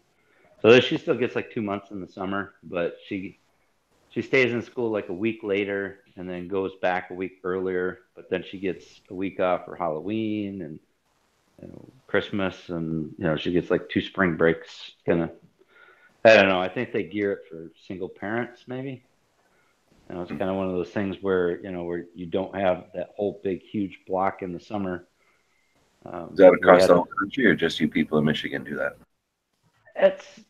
It seems like it's catching on around here. I mean, there's a couple schools that do it, but I'm not sure. I think it's, if you look at it for the number wise, I think it's more for the teachers, you know, that where they don't have that unemployment or something that they do over the summer. I may be mistaken. It's just something I've, you know, came up with, but then they can kind of maybe carry their insurance all year long or something. You know, Well, that sounds right. They're a bunch of jerks and leeches, and they're like kids. Call forth the King Travi or Grim 90. We need yeah, proper verification on this. Because I don't know. I mean, when I was a kid, I always thought that, you know, they got the summer off, so they, you know, they do their whatever research or something, you know, on the summer. But I don't know. I don't know how that works, if they have to like file for unemployment for 2 months or something like that, or if, you know, if they got a good union, they probably get paid anyway. But I can't swear because it's morning. But anyway, they're not getting fired. They still got a job. They took a job with a bunch of months off in the middle of the year. They shouldn't get like compensated as if it's a distress for them. Yeah, so I don't know. I mean, I could be just talking out the side of my neck, but it sounds like the kind of conniving thing a teacher would do.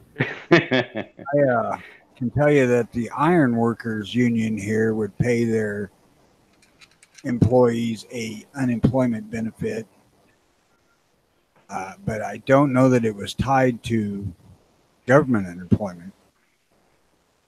Oh, kind of like a fund for them, right? You know, that you work 6 months and then the rest we're still paying. See, I've got an uncle that lives in Alaska, and he did a lot of those. You know, going out salmon fishing on the boats, or, you know, oil rigs or something like that, where it was only a certain amount of time, and then the rest of the year it was kind of like, you know, you make your money all on the front end or the back end or something. But I don't know much about that. So. I know that one of the deals to get it was that you couldn't turn down a job. So my boss would be working, like our local power plant has to have work done on it at any time of the year, like if the lights go out or something. And the only people who can go up there are iron workers for some damn reason. So he's been up there when it was like 20 below zero, changing friggin' light bulbs. And that thing's got to be 300 feet in the air. To hell with that. You couldn't pay me enough to do that shit. He says it is a little chilly. A little chilly, a little dizzying. It's hard to climb with those big gloves on too, isn't it? Yeah. Is it more like a rig, or, you know, where it's outside like climbing, or would it just be like scaffolding? And hell, I don't know. There's a walk rail around the top of it. Okay, got my false edge. I heard 20 below and 300 feet up, and that was enough. I can't imagine what the wind feels like up there. You know, they have to have the lights on for airplanes, so.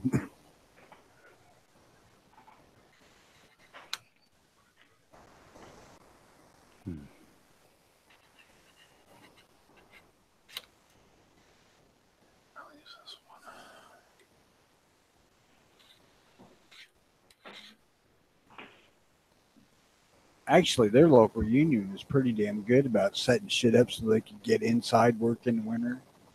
So a lot of the time he wasn't hardly ever off of work. But there were some stretches back when the economy was really bad in the mid 80s that they didn't do winter work.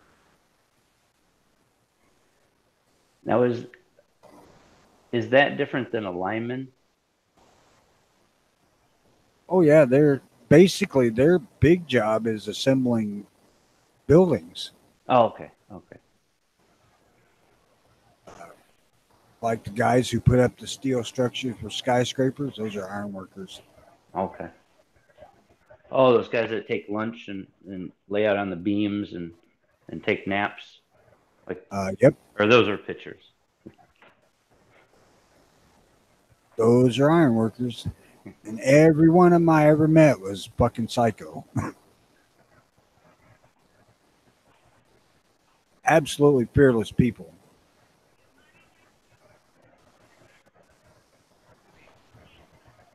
And most of them had one or two fingers missing.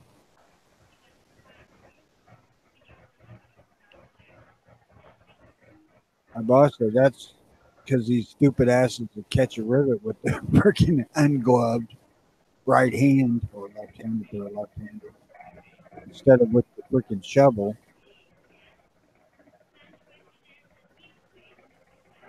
Red hot piece of steel just destroyed their finger in just seconds. I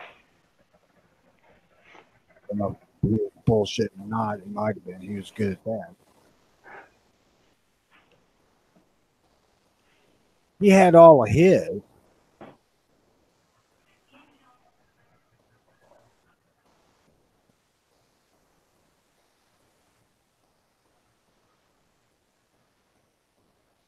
Did offer to buy my book in there, get into it. And I'm like, I can't do the heights. I get freaking dizzy.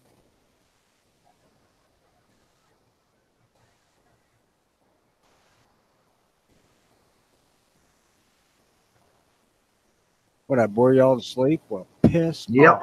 Yep. We're all snoring. Actually, I was reading an article about steel cased ammunition in handguns. And survey says It's not an issue. Not an issue here, I can tell you that, because I don't have any. And I won't. they make steel cased Magnum handgun ammunition. I don't know. No, that was specifically talking about that new Winchester stuff. They, Winchester forged ammo. Stuff them Tim was having so much issues with. Well, I've actually shot it out of my SAR, and I've never had an issue with it.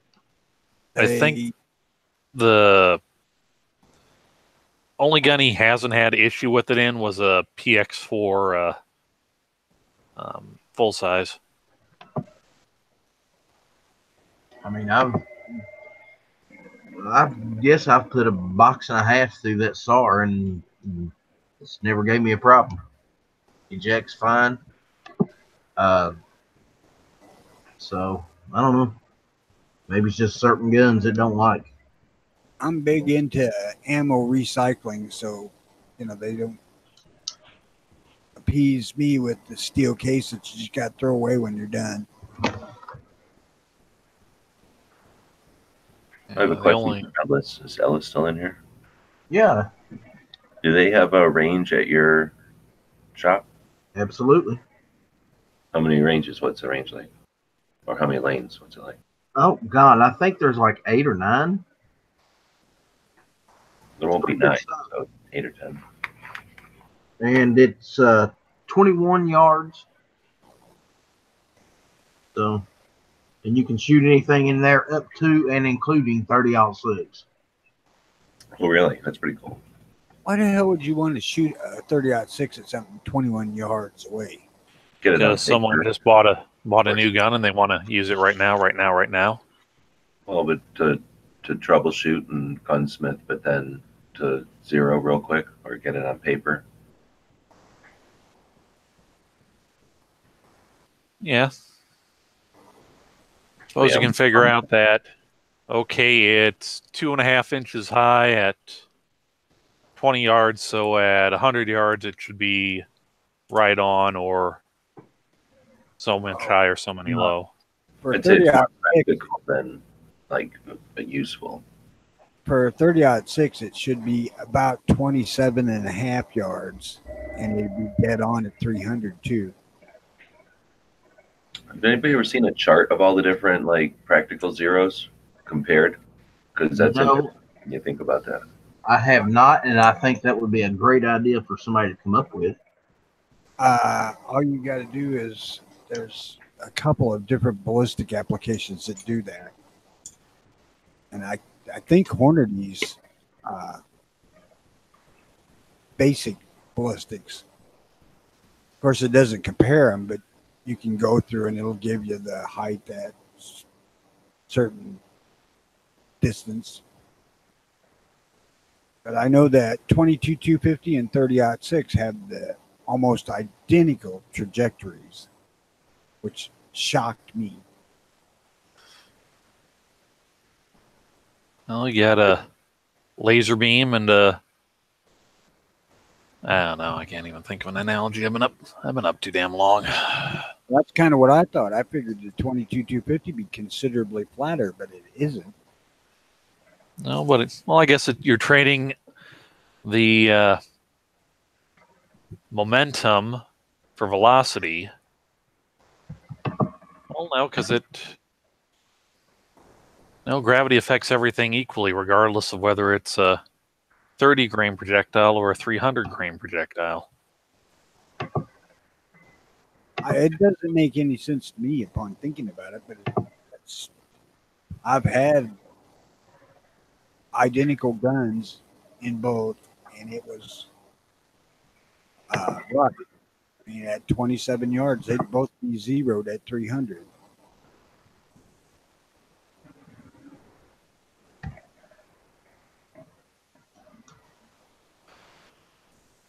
Within like an inch and a half. You know, I'm actually tomorrow morning. I'm going into work about an hour early, and I'm going to take my AR out and see what I can do with it there, and take the GP 100 and get some practice in with it. Plugs and muffs. Yeah. Oh, I get the scam. You go in there with a bone stock AR, and then you just at the end of the day you're walking out with like an aim point, night vision. It's got nice grips on it, new rail. Got a Geisel trigger, Midwest Industry stock. But this is my gun. Look, I can tell you the serial number. What are you talking about? He's afraid to sell his soul to PSAs so far. He doesn't want to be in the pocket of big Well, he's already in the pocket of big PSA. Just that, Right. unlike Mr. Matt, he has to actually go into the building. Yeah. I heard Right, this guy's so in deep that he gets paid multiple times a month from them. Yeah. Yeah, they give him an actual check, I suppose, or deposit in his bank account. What he's afraid to do is just They don't even hide it. stuff. Yeah, I've made it publicly known that TSA is paying my bills for me these days. I got a quick question for you. A 22, like Savage, do they make a magazine fed or a box magazine fed Savage 22? Yes. 22 rimfire. Yeah. Yes. I couldn't tell you a model off the top of my head, but yes, they certainly do. It's just like I'm trying to think. You ask Marlon, I could tell you that one. Model 60. No, that's too bad. Oh, yeah. $795. Oh, yeah. I've just seen some sales that are going on here, and I wanted it, they show images, of course. What the hell They do don't you really want? give a description. It's actually a gift for my stepdad. He's got, I don't know what he's got right now. I think he said he's got a bolt action, single action 22, and he was just looking for a box fed. I I didn't question it. He wants a gun. That's good for me. Box fed bolt or just box fed? I'm sure he wants a semi-action or semi-auto. 1022 is kind of the default standby. Unless they've really gone up in price since I've looked. Nah, you can get a 1022 for less than 300. In some cases, less than 250, depending on which one you want. Is that the Palmetto Light Special? No. Yeah, the 64 is a box magazine.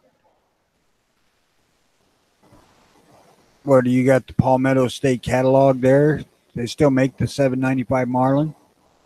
I don't know. They make them memorize all guns in order to work there. No, only what's in the Glock cabinet. We've got a lot in that Glock cabinet, but we've got more in the SIG cabinet. I'm gonna have to go look for the friggin' self. How long you worked there? Like a week now? 2 weeks? This is going on 3. Right on. So is it mostly memorized? Is it mostly sitting out behind the counter? Oh, well, a lot of that, and yesterday we had some inventory show up, so we had to put that on shelves, and you know, end of the day cleaning, of course. Oh, really? Okay. How big a store? You told me about the guns, but like square footage wise, do you know? Or can you estimate? Like 1,000 square, 4,000, 10,000? Is it a big We've actually, I think we've got the smallest of the Palmetto State Army stores that I work in. Is it its own building or is it in a center strip? No, it's in its own building. Oh, okay. So course is it like the size of a Cabela's? The size of No, it's nowhere near that. Is it like the size of a Cabela's gun department? Yeah, about. The whole store is like that size. Yeah. So but now, like I said, the other stores, like the one in Somerville, you could set our store inside that one probably 3 times. Oh, okay. So how many dudes are on, like, what we call it, like on the floor selling when you're there at one time? 4. Oh, okay. That's pretty big. They do make the 795 still, and it's $146. But the question is it still worth it? I don't know. I've got a old Model 60, and I've got a Remlin model. What the hell is that son of a bitch? 8 something or other. I think 895. And the 895 is the most accurate 22 I've ever freaking had. I've only got one Remlin, and that's my 4570 guide gun. And apart from a few sharp corners, it was fairly well made. I've got the 95 Cowboy. Actually, I've got kind of I don't know, I'd say a decent slice of Marlin lever guns. Got a pre-safety micro groove 1894 44 Magnum. I've got a pre-Remington 1894 C, that's the 357, and that's actually got pretty nice burlwood stock on it. Just wasn't anything special order, just what came or what the dealer had. What's that other one? Then I think, I don't remember what year, I looked it up, but it's a 1894 Cowboy Limited 45 Colt. Trying to think if that's got the 20 or 22 inch barrel on it. Really, all I need is a 41 Magnum, and I think I'd be rounded out. My 95's got 26-inch octagon on it. Yeah, it's an octagon. It's not 26 inches. I don't know. One of those odd occurrences at Cabela's where they have something that's used that's actually a really good price on. And I have a 94 that's another Gremlin that's actually, the action was pretty damn stiff, but the gun finish was really good. My 95, on the other hand, I don't know if they were trying to make it look antique or what, but it doesn't look nearly as good. But I didn't care. I mean, them things were so freaking hard to get. I bought it sight unseen. And I don't regret it either. I was kind of surprised at how it looked. Is that one of those forget what the actual model number was like their 1895 guide gun, but on an 1894 platform? No, it's a 1895 CD. Oh, okay. Okay.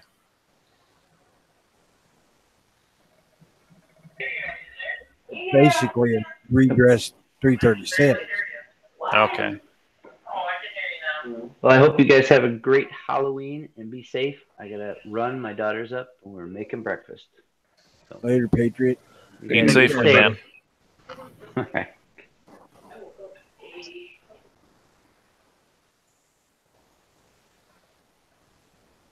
I don't know.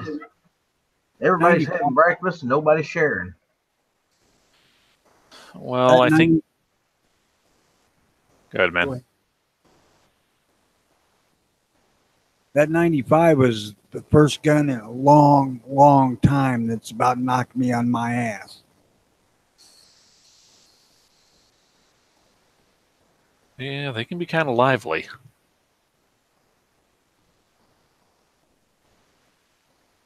The specs say it weighs 7 pounds. I can't hardly believe that. But well, you know. If you're not judicious with the load you put in it, it hurts. I don't think I haven't put anything real hot or through it. So I only had I've got 2 boxes of factory stuff. Otherwise, everything else I just loaded. So I got a heavy barrel 26-inch Ruger number 1 4570. I picked that up probably about a year before I got the Marlin. Shooting that standing up, even with some pretty stout loads, it's not that bad. You put it down on a bench, it's like it wants to rip your shoulder off. Yeah, but you can shove some smoking freaking loads in that thing. Not this one. Because apparently Ruger started cutting their 4570 chambers right to SAMI specs instead of putting an actual throat in it.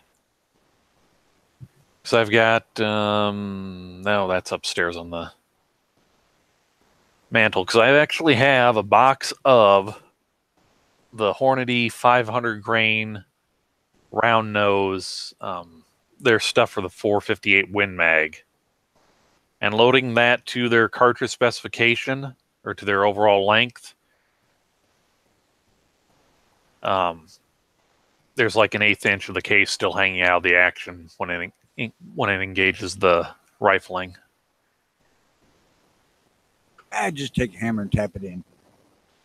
Actually, I was half-ass thinking of renting a throat reamer, but honestly, I don't shoot it that much, and apart from the fact of, I can say that I've done it, I'm probably not gonna want to be lobbing 500 grain bullets at 1,800 feet per second.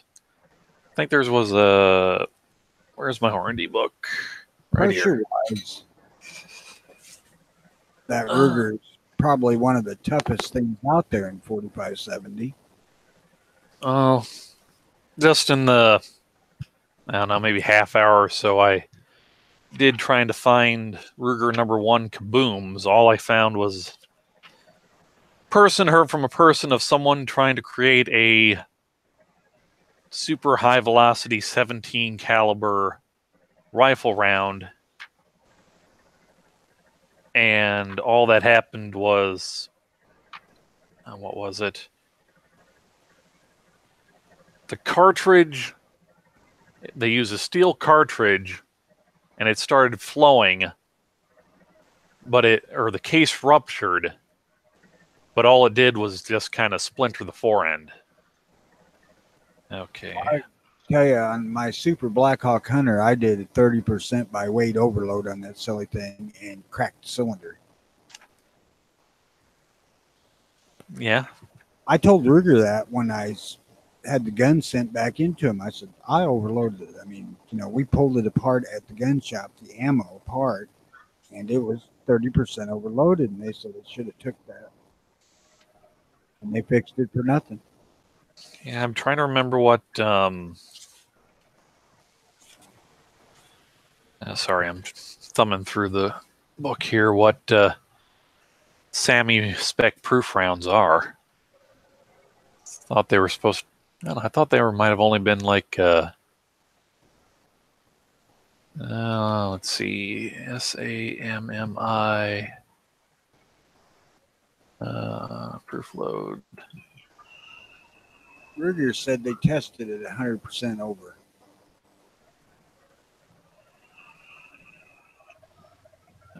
Pressure for pressure now. See, I was probably, I don't know, the guy said probably somewhere around 80%.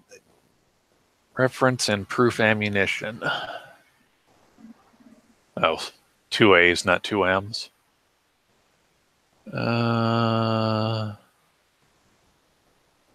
Note, the reference and proof ammunition may be limited to individual. Oh, it's like ordering, not saying this is so many percentage. Let's just click here, see what happens. I do not want your damn Excel sheet. Birdie testing at 50% over pressure, but I will not try to overload these or even put hot shit to them because they're meant for one thing, and that's cowboy action. Mm-hmm.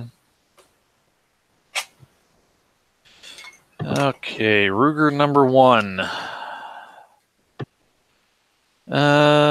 Following data should only be used in Ruger #1, Browning 78, Wycliffe, and 4570s chambered in Siamese Mauser bolt action. This data has a maximum charge that develops up to 50,000 copper units pressure.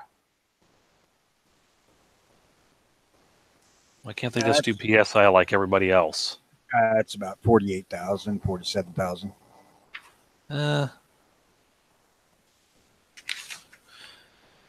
Let's see. For the Ruger #1, Hornady's 350 grain round nose and flat point bullets, anywhere from 1,700 feet per second to 2,200 feet per second. 500 grain round nose and soft point, 1,300 to 1,800 feet per second.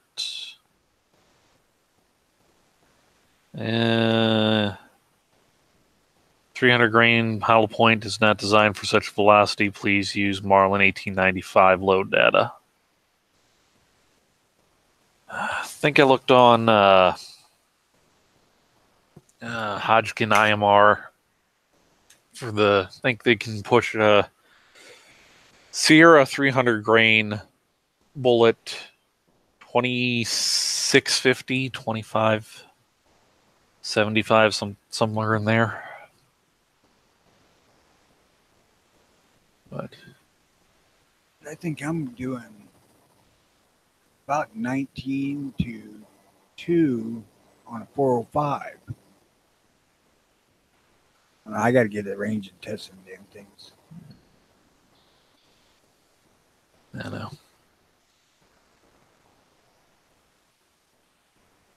I think that was out of was that a 22-inch barrel? No, I don't want pistol. 243 Encore. 44, 45. Yeah, 22-inch barrel. Mine's got a 26-inch.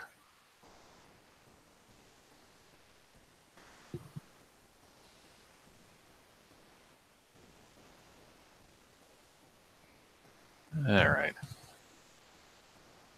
Oh, that ought to be good for another 100 feet per second. No. Unfortunately, ballistics by the inch did not do any data with the 4570. Matter of fact, I don't think they've done anything in quite a few years.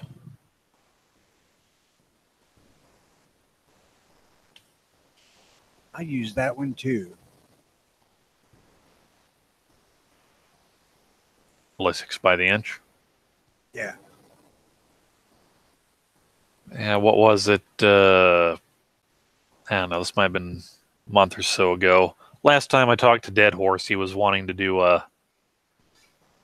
get a 40 Smith & Wesson AR barrel and ream it out to 10 millimeter, and he's trying to figure out where the kind of sweet spot for length versus performance, or where performance, not necessarily where your performance peaked, but where, like, going from a 5-inch barrel to an 8-inch barrel, you got a much bigger spike than you did going from, say, a 10-inch barrel to an 11-inch barrel. Well, the rifles are going, they're still blowing big pressures out the end of them with 22-inch barrel. Mm-hmm. So, up to that's still going to be an improvement over a shorter barrel. Yeah, I think we actually looked it up, and there's like two kind of areas where it kind of plateaued for like an inch or so. I think it might have been around 11 inches, and then again at between 15 and 18 inches, depending on the ammunition. But then again, that was a modified Thompson Contender and 5 rounds of each ammunition before they unscrewed the barrel, chopped it down an inch, redressed it, and tried again. From what I've seen, 9 millimeter seems to like 16 inches of barrel a lot. So I would imagine that 10, probably 16 to 18 would be the sweet spot. Yeah. Oh. But there again, that's a guess. I've never fired 10 millimeter hand.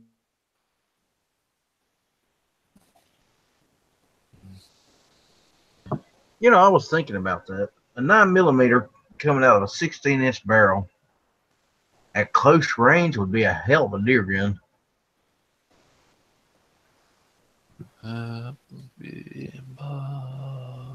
Ballistics by the inch. Going from like 8 to 16-inch barrel, the 9 millimeter performance increases by 30 to 35%. Okay. And none of the other handgun cartridges they tested proved that much. That's what I'm saying, man.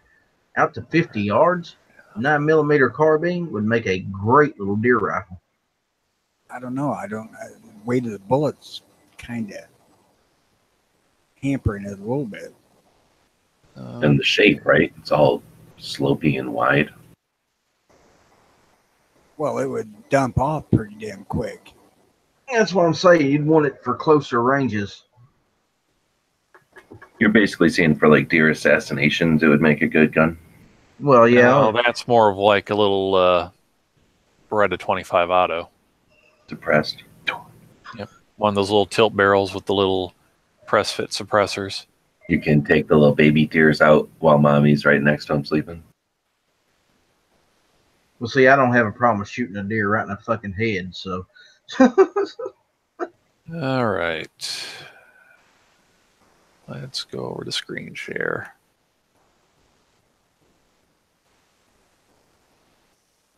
All right, this is muzzle energy. Going from 2-inch to 18 inches. Damn box elder bugs are everywhere again. Can you go scroll down again a little bit? Can't see the title of it. Barrel lengths in inches. Oh, where it says 9mm or whatever. Oh. This is ballistics by the inch. Meg graphics. Yeah, it's the where's that other one here? Oh, I got what I needed now. Oh, great. I'm helping. No, it's their muzzle energy chart for 9. So let's go over to the next up millimeter. Click muzzle energy graph.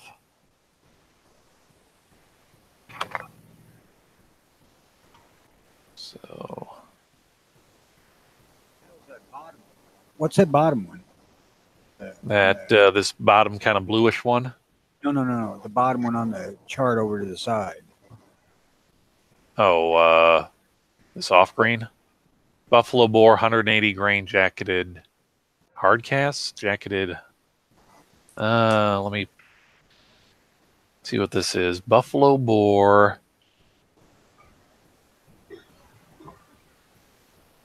Okay, that's just like individual shots or 5-shot averages. So 10mm. Let's look at 5-inch just because that's what I got sitting here. So we got 1480, 1411, 1382, 12, 12, 10. Yeah.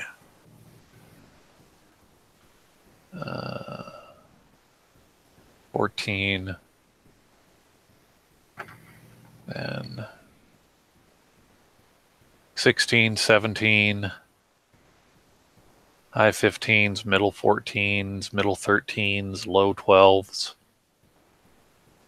high 15s, high 13s, middle 12s.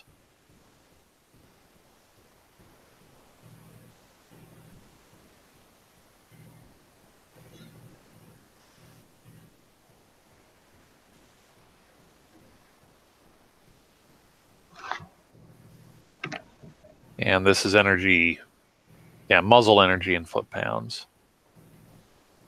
So let's go with the weakest one. This is a Federal 180 grain HydroShock out of a 2-inch barrel. 10mm doing, let's see, I think these are 1, 2, 3, 4, 5, so 20 foot. No, wait. 200, so 100, 300. It's not the time for me to be doing math. That's 280. 280.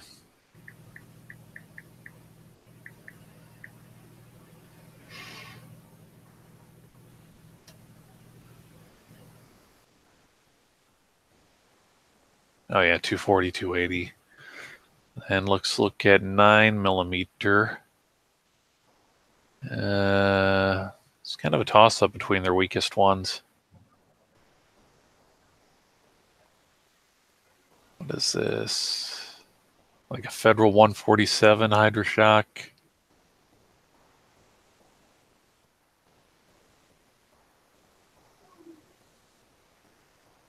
Okay, so this is actually 40.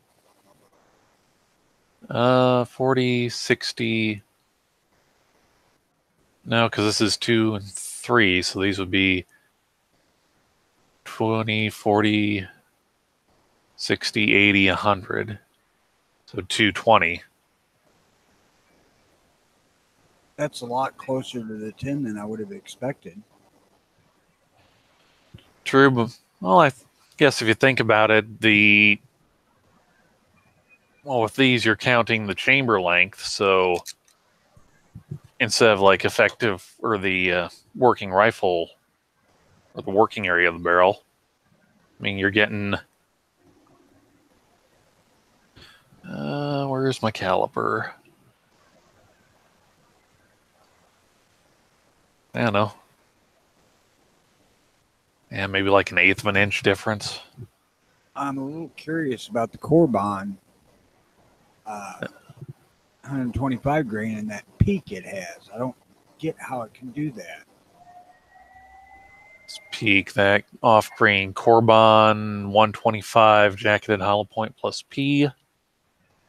Let's go back to 9mm. 125 grain plus P. Let's take a look at their data here. Yeah, let's see, this is about 13 inches.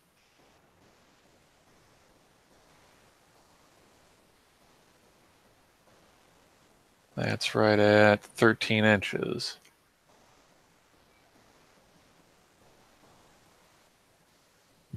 I don't know, unless it was just some type of some kind of weird statistical anomaly.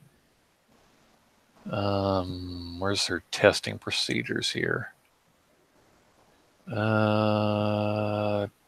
Actual process. 3 shots are made of a given ammo. If we get consistent readings, then we swab the barrel once with a bore snake of the appropriate size, and the next ammo in that caliber is tested. Once all ammo is given in a caliber, once all ammo in a given caliber is tested, the barrel is removed. New barrel in another caliber is mounted. After the removal, the barrel is chopped down 1 inch using a metal cutoff saw, and then the outside of the barrel is dressed using a flat metal file, and the inside of the barrel is dressed using first a rat tail file, then a small buffing stone. Once the chopped barrel is clean, using 3 passes of a bore snake of the appropriate size. So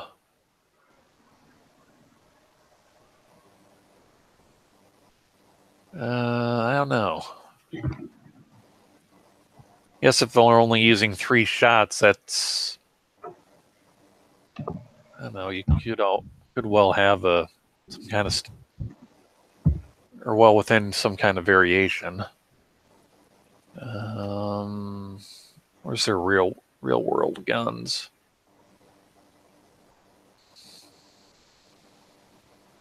Okay, real world 10. Okay, 125.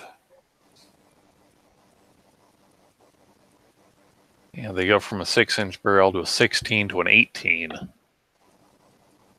That 125's fairly consistent. Yeah, they're not getting the spike that they got with the other barrel. Yeah, we're getting 1354, 1387 for the 16-inch barrels.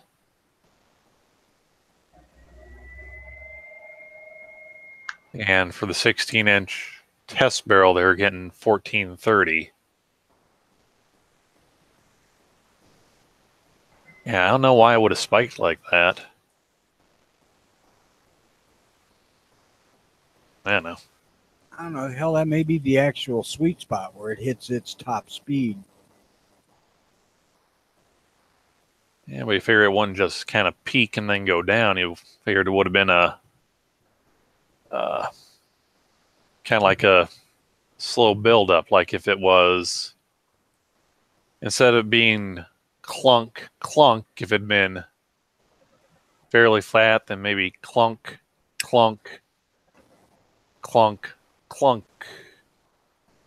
You figure that'd be more indicative of like a sweet spot, kind of like, let's say right here at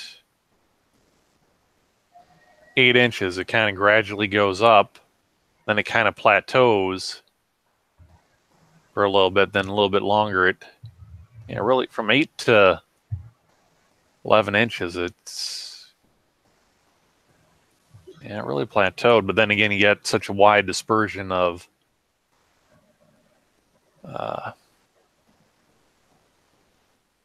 loadings here. I mean, they almost kind of break into 2 separate groups.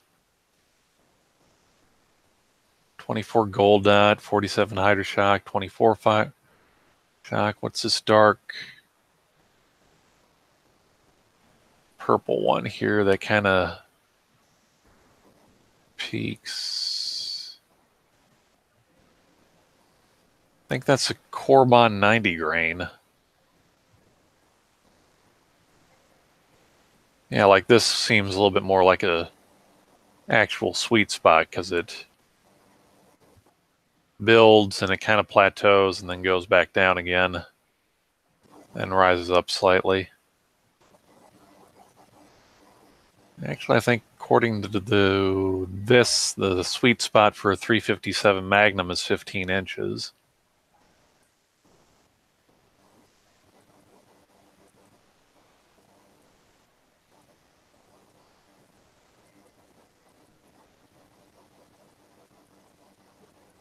Yeah, 16. Funny how they peak like that every loading or every Yeah, round. right at 16 inches.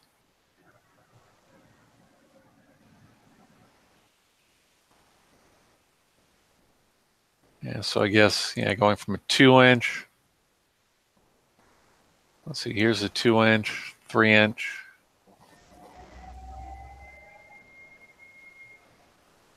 I don't know, it's actually kind of a fairly steady rise. It's not like it really jets up from going from, say, a 6-inch barrel to an 8-inch barrel versus a 4-inch barrel to a 6-inch.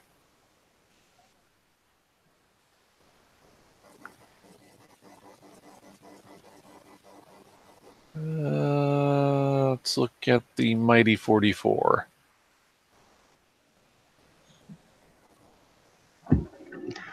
That ought to be interesting. Well, let's see. Out of a 2-inch barrel, this would be okay. So we're going by 20s again, or 40s by again. So 240, 280, 320, 360.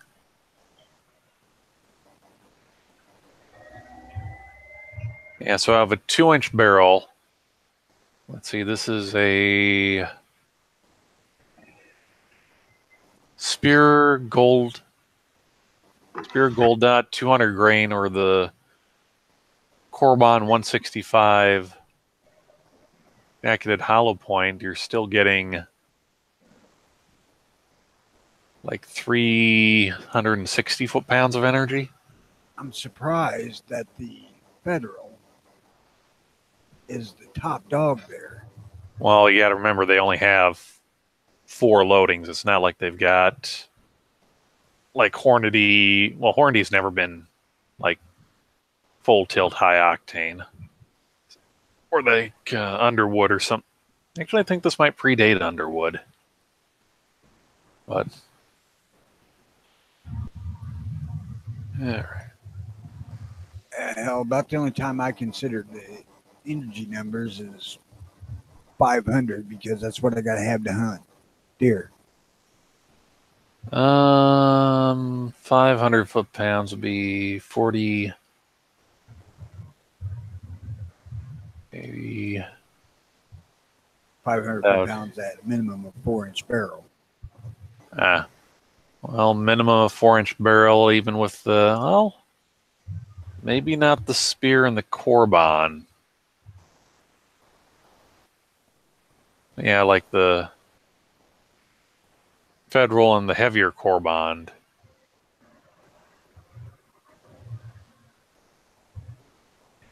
Yeah, you're easily, well, you're almost getting 800, 840 out of a 4-inch barrel.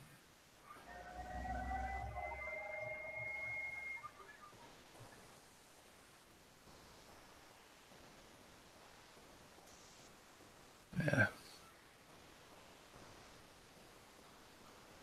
I can't remember, but everything I looked up as far as off-the-shelf ammo for the 44 Magnum that wasn't cowboy action or wad cutters was doing over 500. So I think these guys might be a little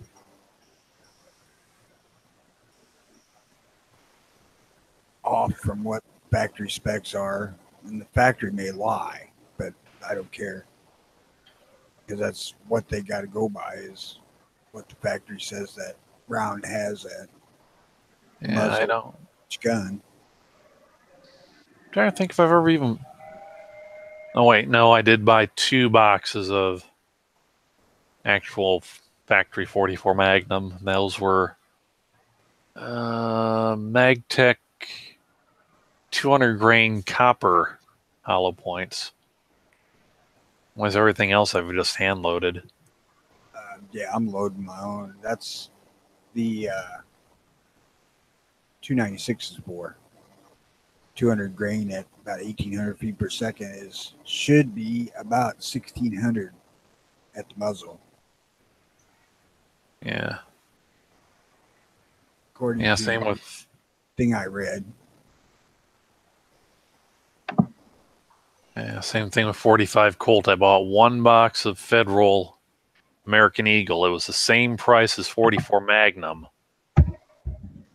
but it's the same ballistically as 45 Auto. So I figured, no, I'm just going to get some Starline brass and some bullets and call it good. I don't believe I bought a 45. Any 45 ammo. I started right off the bat reloading. I bought 1 box of 45-70. I bought a few boxes of 44 Magnum because I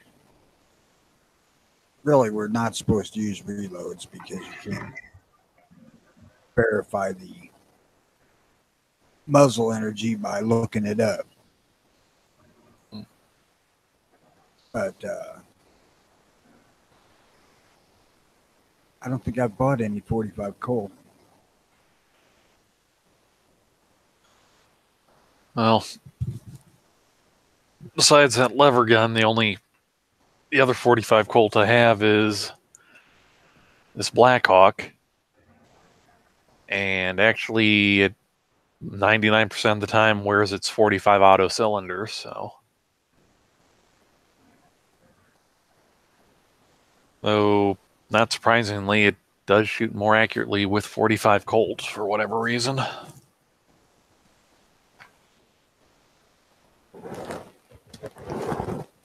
Yeah, right.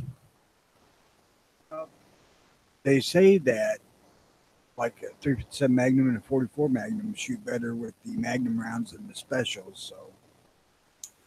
Oh yeah, I mean there's like half the cylinder is free bore on the 45 auto.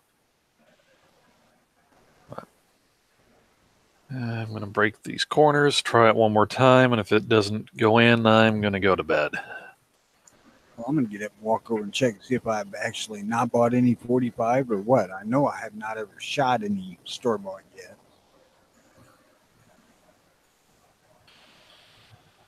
Well, Tony does that. Let's... and while I'm sanding this, let me go over to gunchannels.com and see what today is Wednesday night, to see what our Wednesday night lineup is. I know Clover's got a show tonight. That'd be on Clover Tech, not Clover Tack, because YouTube is an asshole. Yeah. God damn, I was lying my ass off. I bought 1 box of Magtech. Oh no, you didn't knowingly lie. Uh-oh. Fry boys out in the lobby. Oh crap. All right, so yep, this is Wednesday's schedule. So, ladies and gentlemen, and Jonases of all ages, gunchannels.com, Wednesday night programming at 7 p.m. Eastern. It's Rick's Life as I Shoot. Rick's Life as I See It. Shooting and the Disabilities is topic. At 8 p.m. on Clover Tech, not Clover Tack once again, it's the next generation with everybody's favorite tactical leprechaun, Clover Tack. At 9 p.m. Eastern, it's Never Enough Ammo, the Guns and Politics chat, and sometimes music lists chats. And nearly every weeknight at midnight Eastern, it's the Retooled Daily Gun Show with G back home from the road. I'm sure he has lots of interesting topics to talk about. All right. Well, I'm glad you got that out of your system for today. Well, you know, I haven't been on Midnight Show for the past 2 weeks, so. Yeah, now he's going to get pissed off because you did it on my show. So That's got to be awesome. That's got to be such an experience to be free from that show. Oh my goodness. Well, no, mostly I do it because I know it makes me, because apparently Mia likes my radio announcer voice. So everybody likes your radio announcer voice.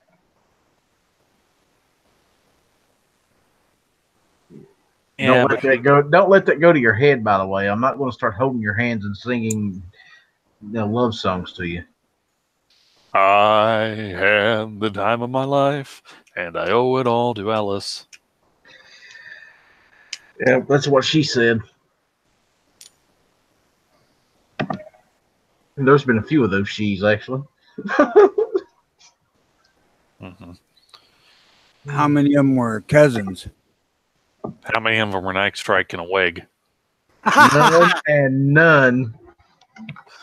Well, Midnight, I can't help it if the fact that me not being there means that the closer Sunday nights, 9:30-ish Central Time, only gets 3 people. Actually, he had a pretty full lobby chat last Sunday. Did he? Yep, it was 10 people. Wow, that's moving up in the world. Yeah.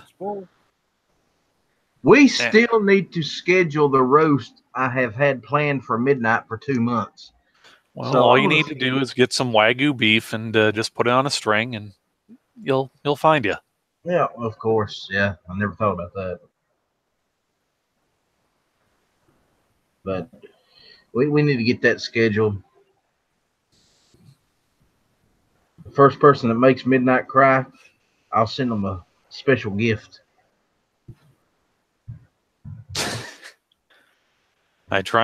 Midnight saying I tried to get Ellis's home family movies on Ghost Bracket last night. What was Ghost Bracket last night? Worst horror films? Yes, or best horror films. And that bracket, wouldn't the best be the worst? Kind of like Tom Cruise and Jimenez Tooth. But not enough people saw Wrong Turn. I thought that was Deliverance. I still say Leprechaun should have won that bracket last night, considering it stars Clover Tack. Ellis, you got a little something on your nose there. No, nothing on my nose. Really? Then get your finger out of it. My finger has not been in my nose. At least not lately. Oh, what do you consider to be lately? This thing is so damn close to being on center. BFH. No, I've already... You know, this thing is actually cut to fit in a vise. I have a vise, but it's not within easy reach of my comfy chair here, so... It's one of those weird vices. It's got like a little keyway cut in the bottom, so you're supposed to be able to kind of like push up on the locking key a little bit so you can actually pull it out. Then you're supposed to put in your object or whatever, push it in, then give the lever or lever, as some of us here might call it, a little pop, and then it engages the threads, but you only get like, I don't know, 7/8 of a turn or so before it falls back into that keyway. I'll tell you, until you start leveling your home construction, it's a fucking lever. You tell that to Ellis and Yankee, and sometimes Matt. It is a lever, damn it. Lever. Lever. Quick, somebody throw the lever. It's a fucking lever. It's a lever. No, that's something that happens after a night of drinking, and you look over in the morning, you're like, oh, yeah, I need a lever. Well, apparently Midnight's going to take the little guy to school, so... Little guy feeling better? Got better from eating your little 9 or 89-cent Wagyu on a stick? You know what? I'm going to call that centered. Especially since this has an adjustable rear sight. So I went to the internet, and the robots will tell you how to say things, and it says in the United States, this is how you pronounce it. Lever. You hear that? This is how they pronounce it in the UK, in British England. Lever. This is how they pronounce it in also the UK. Lever. And then this is in American English. Lever. Yes. What about Canada, which is a bastardized version of both? Oh, they don't even have that on the internet. I mean, let's face it. The Brits pronounce aluminum aluminium. Well, And that's because they're titanium, nuts. titanium, and vitamin. It's a lever. In England. And last I checked, South or Vitamin. South. Vitamin. Oh, Vitamin. vitamin. Vitamin. That's in UK. That's all it's got. This is a Cambridge Dictionary robot. That's because they're not that bright and they don't speak proper English. They're just England, after all. They speak English, they just don't speak American. Well, it's like, it's not their fault. They stopped developing when all the good people left and came over here. Good point. All right, there. Finally got it fitted. Oh, a dude has to say aluminum. Well, that looks better. Oh, Yeah, listen to except this. that I'm seeing I took one off the bottom. Listen to this. They're trying to make it sound like we say it that way. Aluminium. That's supposed to be the US. Aluminium. And that's the UK. Assholes trying to push their aluminium on us. Liar. So do they pronounce it missile or missile? It is missile. Rhymes with thistle? Listen to this. Missile. Missile. Excuse me, Miss Soul. I need your signature on these letters, yeah? Missile. Missile. Missile. Okay, you're saying missile and Missile. lever. Missile. You Yeah, don't even know who the fuck you're wanting to copy, Hatfield. Hey, go easy on him. He just gets for speak and spell. He said missile, right? Yes, I said missile. Right, but he don't say lever. Properly. Yes, I do say lever Okay. properly. You go down and to the hardware store and buy a tool to make sure that your building is perfectly level. They don't call it a level, do they? No, it's a lever. Level like the Weebles, they tumble but they don't fall. They topple but they don't fall over. Listen, man, you're talking to a fucking English major. But here's the thing: there's not I enough want to ease talk in to an English major. I would talk to my sister. And she's There's not enough ease in it to be lever. It would have to have Leever, right? Or LEA. Oh yeah. Lever. Lever. Plus, you sound pretentious when you say it that way. Lever. lever. Actually, I was suggested to become an English major in college because I scored higher on their test than they offered. And I'm like, well, no, because I don't like kids enough to become a teacher. Smart man. I had kids, man. I know what them little bastards are like. Lever arch file. Lever arch file. And unfortunately, their parents get pissy if you discipline them. Well, let's see how they say leverage. Oh, they don't even tell it. Oh, here you go. Leverage. Leverage. Yep. Leverage. Idiots. Oh, here. It is leverage. Leverage. How in Try- the heck can you say it's leverage when you... He just wants it every way, every which way. Every which way but loose. That's a good movie and a great song. That's a great movie and a great song. Right Oh, turn, here's- Clyde. Pop. So here's leveraged. Leveraged. Crazy. Crazy. Oh, try damn it!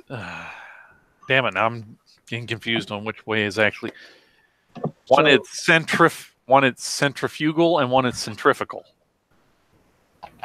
Like As in spinning something really centrifugal fast. force. What do you use to apply leverage? A lever. A big stick. I use something that is flat planed and placed on a fulcrum.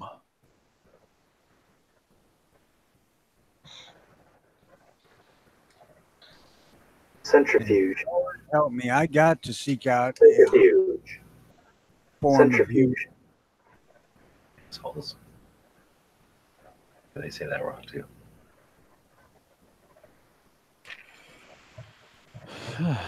All right. know that Henry is wanting to get up out of his grave and smack the fuck out of you. Well, I smacked back. Do not smack the zombies. They get pissed. Do they? You never heard them growling and mumbling and shambling? I was thinking about smacking it with a 2x4. So. Plus, you get Pete's all pissed off people for ethical treatment of zombies. I watched the first 4 seasons of The Walking Dead, and I'm looking at the guy in the lead with his python. You mean like this? No, and I'm thinking, damn, all you need is a fucking 22, and you poke holes in their head and kill them. And you can carry a shitload more freaking ammo. Maybe they'd already expended all the 22 on hand. I mean, shortages, people. I don't know. Yeah. That's why I 10,000 rounds of it on hand in case zombie apocalypse. Oh, hey, G, since you're Mr. Name This Ammo.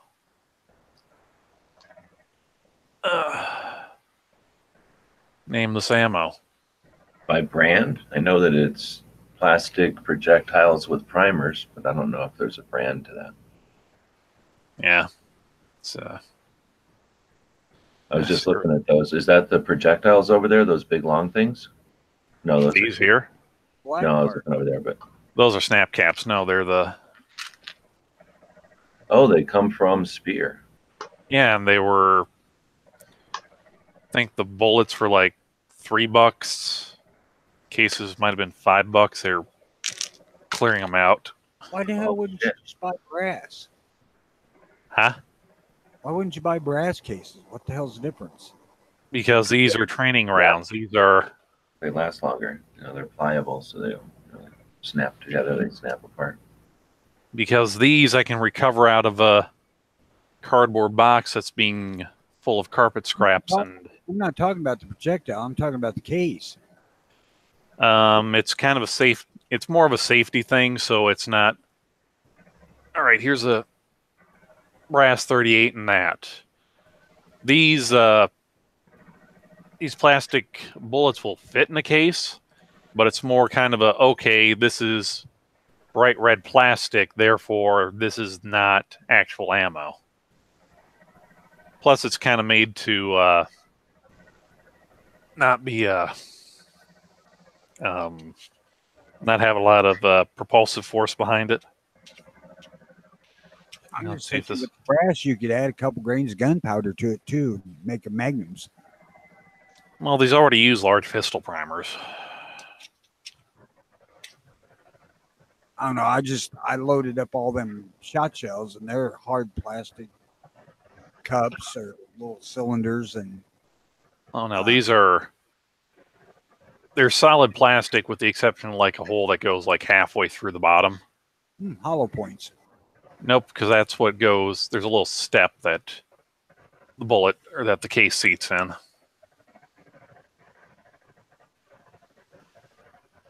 I think it's more of an interface thing. With the brass, they just wouldn't have any. They'd have to crimp it or something, or Well, I Variations with those, it's the same. It's the same two pieces all the time, basically.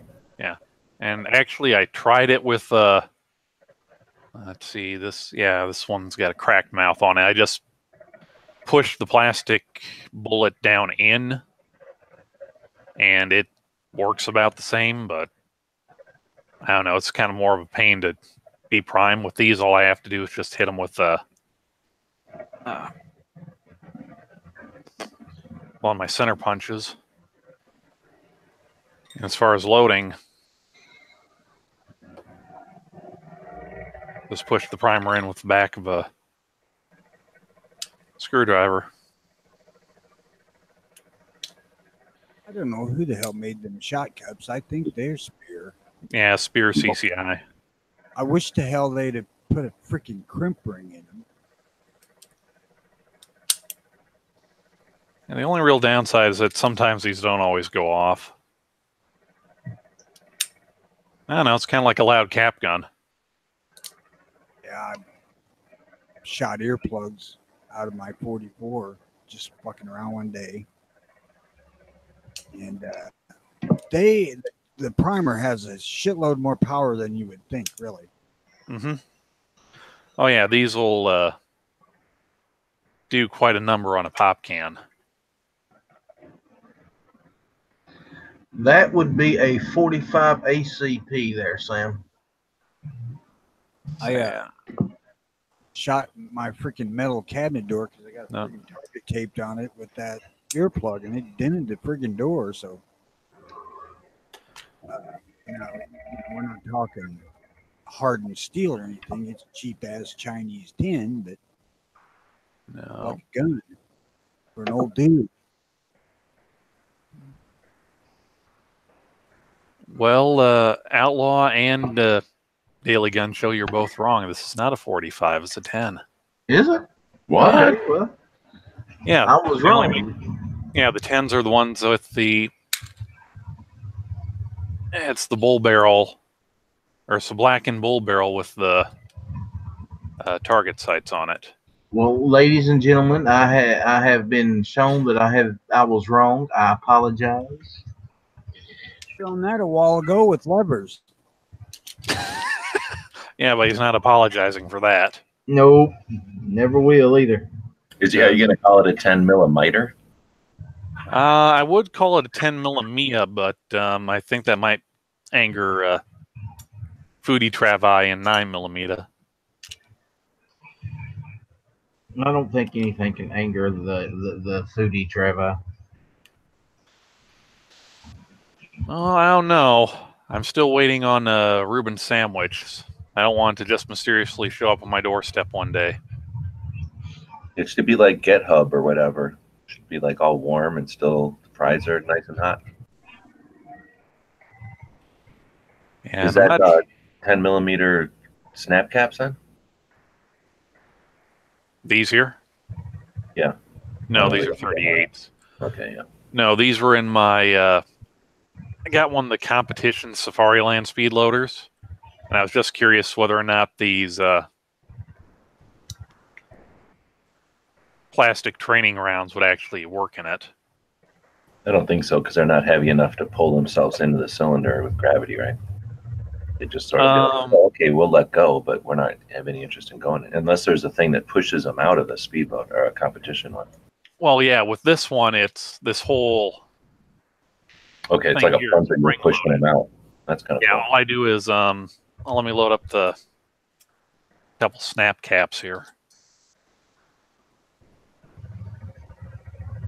Yeah, because you actually have to pull back on the hub. I'm one short here, I think, but it'll work with. Oh, wait, here it is. Just had to look on the overhead.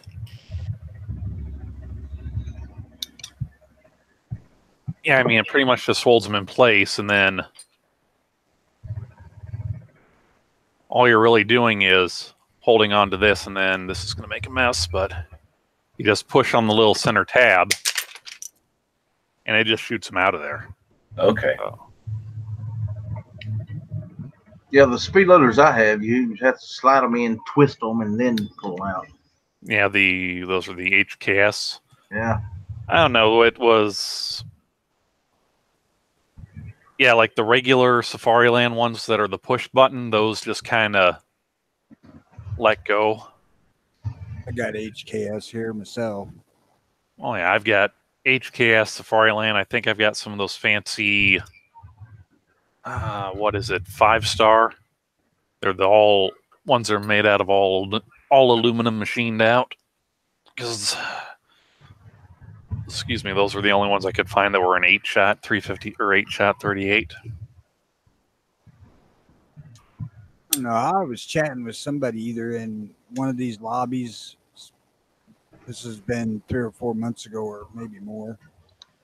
And this dude's in there saying, 10 millimeters, the new 44 Magnum. And I'm like, dude, have you ever shot a 44?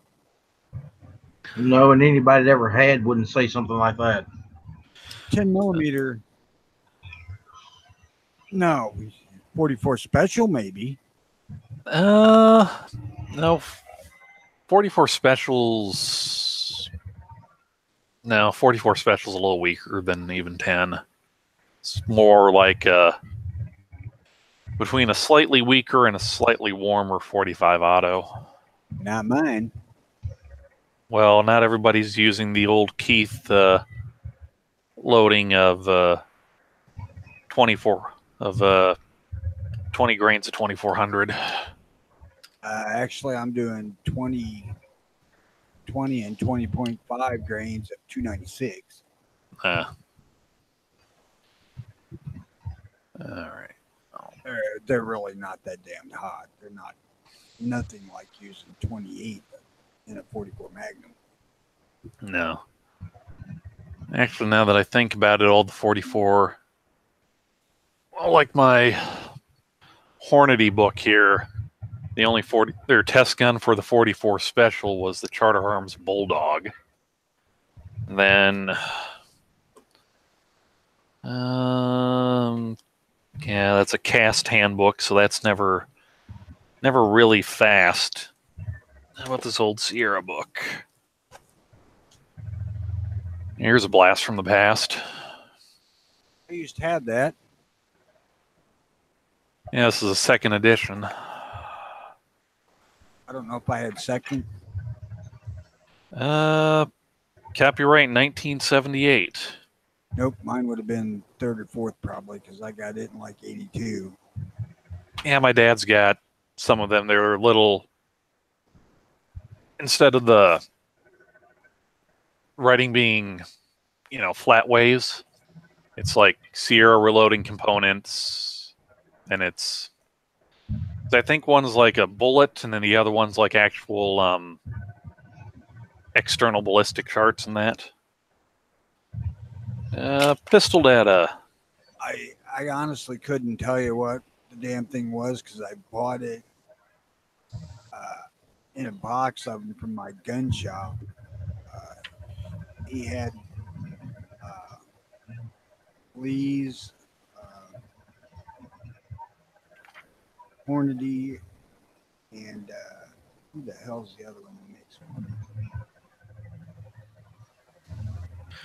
Well, that's the same way I came across this, as well as my 40 dies and my 41 Magnum dies, which actually getting 41 Magnum dies, ammo, brass, is what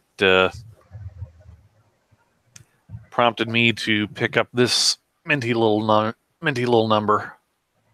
At any rate, there was like 4 of them bullet manufacturer reloading books in a box that I bought for less than the freaking Lyman catalog. And I still bought it. I bought both of them. I use Lyman all the time, then and now. Lately, I've been going to the Hodgdon site because it's quick and easy. And they're pretty well right on with everybody else except Lee. Lee's, I think, pushing a little.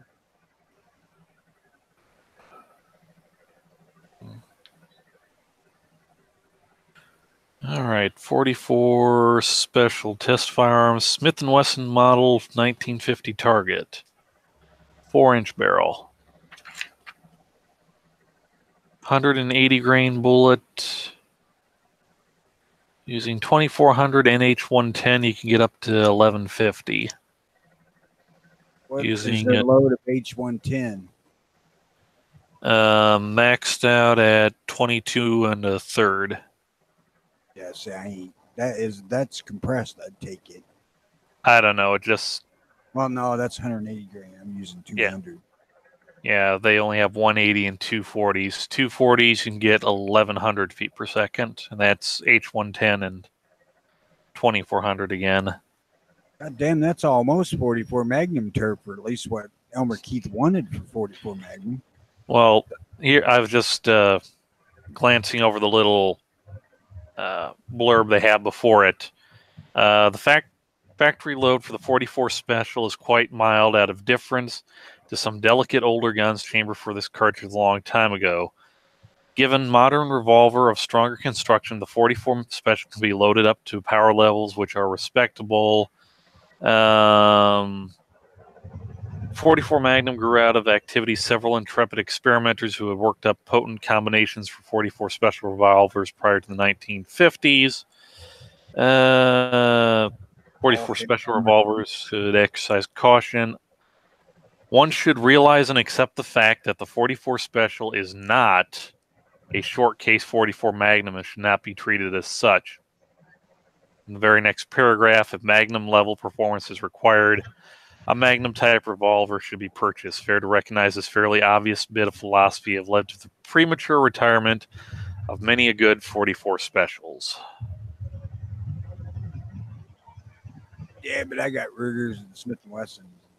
Mhm. Rugers are 44. Well, hell, they're all 44 Magnums, so I can tweak the 44 Specials quite a bit.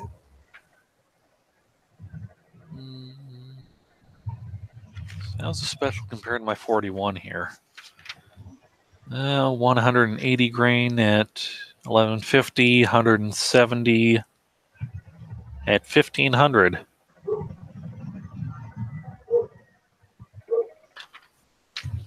$210 grain at 1300, and that's a 6-inch barrel.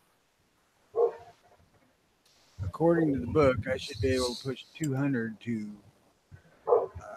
1850, 1900. But I think that's 8-inch barrel. My guns ain't that long. Oh, that's auto. That's 44 auto mag. Yeah. All right, gentle people. It is well past my bedtime, so it's been nice talking to all of you. I will see you whenever I have time to. Try to clean up that desk when you come, because that clutter is bothering me. I'll leave his desk alone. Good night, monkey. Have a good one, man. Hey, I cleaned it off enough to work on what I needed to. I even All found a right. few things. That's all that matters. I keep my gun mat there cleared off. Well, it ain't right now because I got a microphone and 2 Vaqueros on. None of those 3 things usually there. And we have lost the monkey.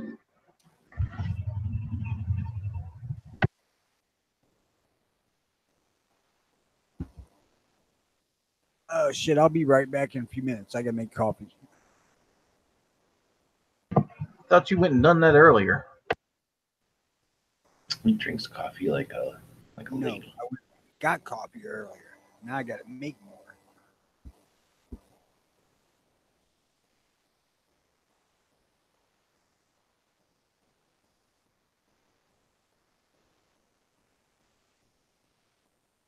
Well, while you're up, grab me a cup.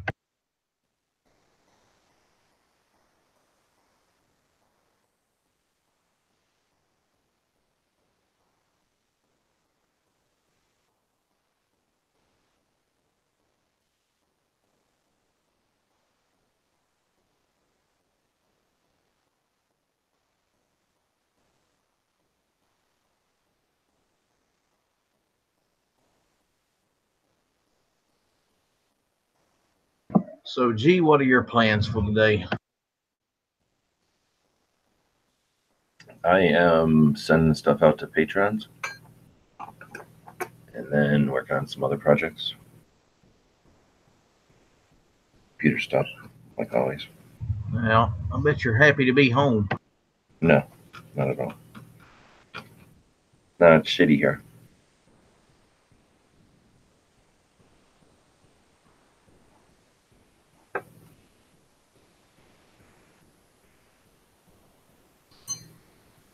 There was like literally only a couple of things that I needed to do, you know, but they were like almost insignificant, like little, just, you know, stupid little tight, you know, errands and shit. Nothing. I could have still been on the road. And I like a lot more on the road. It's neat. You ever done a trip like that? A kind of long, extended trip? Nope, I have not. I mean, it's not as good as like just literally being like have no plans, just go where feet take you kind of thing. But you know, because I had places to go, but I didn't have a time frame, so that was pretty neat. And then it was doing fine until I got to the snow up in North Dakota, and I didn't feel like dealing with it because I don't, you know, it's been a long time since I dealt with snow at all, and I never dealt with North Dakota snow ever. I don't know if it's different or colder up there or what, right? So not knowing when slush was going to turn to ice and figuring, you know, it can't be snowing the entire rest of the country. I can probably just keep driving and drive out the other end of this weather, right? So that's what I did. And then that kind of screwed me up because then that was like drive all night and into the day and then sleep half a day. It was just, you know, my sleep schedule got all screwed up. And then it was still pretty cold. So even though it wasn't snowing, it was cold. And, you know, I'm really trying to get work done and it wasn't working. So I was like, all right, I'm just going to keep going south then. Once you get to the edge of North Dakota on the west side, the roads pretty much just go south. So I was like, all right, well, if I just drive until it gets warm, you know, then I can get some work done. So I ended up going from like kind of rushing through the snow to kind of just continuing to rush down to try to get to some warmth. And that really didn't happen until Salt Lake City. So anyway, with all of that, I definitely got my sleep cycle all screwed up and there wasn't any rhyme or reason to where I was at. So that part was actually pretty fun, like waking up and having to think, you know, like when you wake up in the morning, like, where the fuck am I? That's kind of neat. You don't really get that at home. And if you get that at home, start worrying. I've actually had that happen at home. I had that happen, but there's lots of alcohol involved. Yeah, exactly. Well, where the fuck am I? Probably cheaper to just drink, but yeah, it costs a lot more. But that's how I do it. I drive around until I don't know where the fuck I am when I wake up. But anyway, that's kind of neat, you know, waking up and then, you know, some days it's in a parking lot of a place. I don't know. Honestly, it would be a lot funner if I was just on vacation because then I could go out to like National Forest, you know I'm going to be there for a week, not need the internet or nothing. And then, you know, that's just out camping basically, like hunting without needing to do anything. Shit, I woke up in between two blondes, hot little sisters in Evansville, Indiana one morning. No fucking idea how I got there. Well, that's a hell of a way to wake up. We were all fully dressed, so nothing happened. Well, still, there's worse ways to wake up, you know. Well, we're assuming a lot there. Could have been two Swedish dudes. No. Like I said, there's worse ways to wake up. I'd much rather wake up in between two beautiful blondes than two Swedish dudes.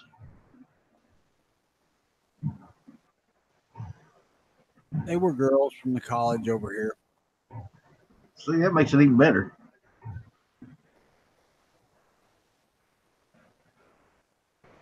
Well, meeting their dad that morning wasn't quite as comfortable as other meetings could have been. Yeah, I'm sure.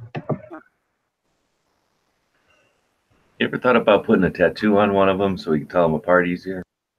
They weren't twins. Or if they were fraternal, but I don't think so. I think one was a year older than the other.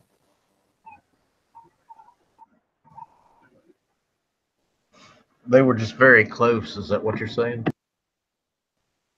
I think we were all very drunk. If they were a year apart and they were twins, then I feel sad. I feel sorry for that mom. Except that when she goes into like mom competitions and they're like, I was in labor for 48 hours. She can be like, I was in labor for 1 year. She would win.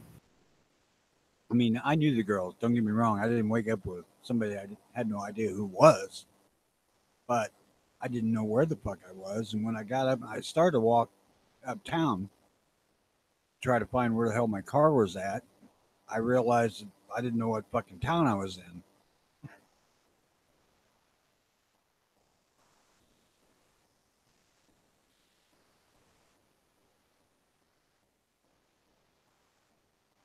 Now, I have woke up and not know what town I was in on more than one occasion. That is also not a pleasant experience. Where the fuck am I? And how did I get here? I kind of tapered off my mixing booze and dope then. But I was much younger then and a lot stupider. Not that I'm very intelligent now, but you know.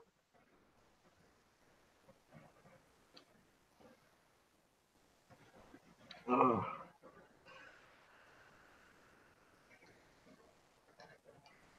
I went out one night. I was living in Georgia. We went out and had a little party, got rather drunk, woke up the next morning somewhere in Alabama and have no clue how the fuck I got there.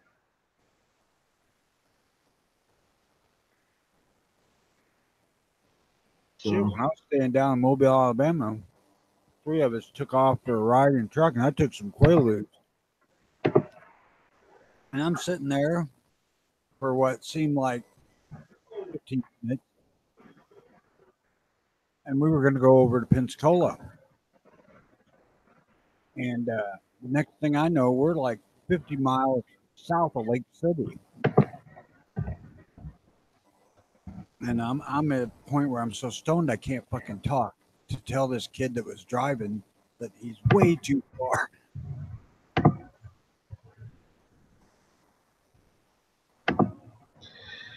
Yep, I guess we've all been there. That was the only time I ever took Quaaludes. Young and stupid and make dumb mistakes. Oh, I did most of them, yep.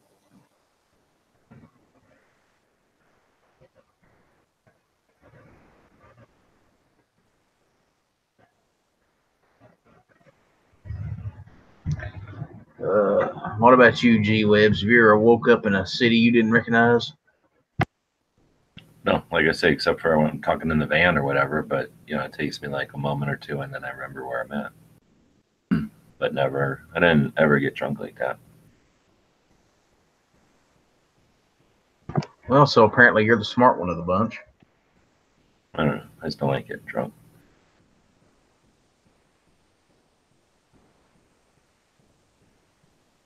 Well, shit, I'm the only one supporting Big Gunner over here. I think it's about time to end it. Doing it. Yeah. Well, I'm about to pull this one out anyway, so we've been going for what, almost 3 hours? Maybe a little over. Right on. Yeah. Well, thanks for hosting in the morning over on Gun Channel, so it's pretty cool. Yeah. I'll try to do it when I'm off, but on the mornings I work, I don't see it going on because then my mind's just, racing, trying to make sure I got everything ready for work. Anyway, guys, I'm calling this one done for the day. I might be back on later. Probably jump over on Gun Channel's chat for a while. I'm sure Knives will have one up. So I will catch you all later. G, Tony, thank you both for showing up, saying hello. Have a good day. Y'all take care. We'll catch y'all later.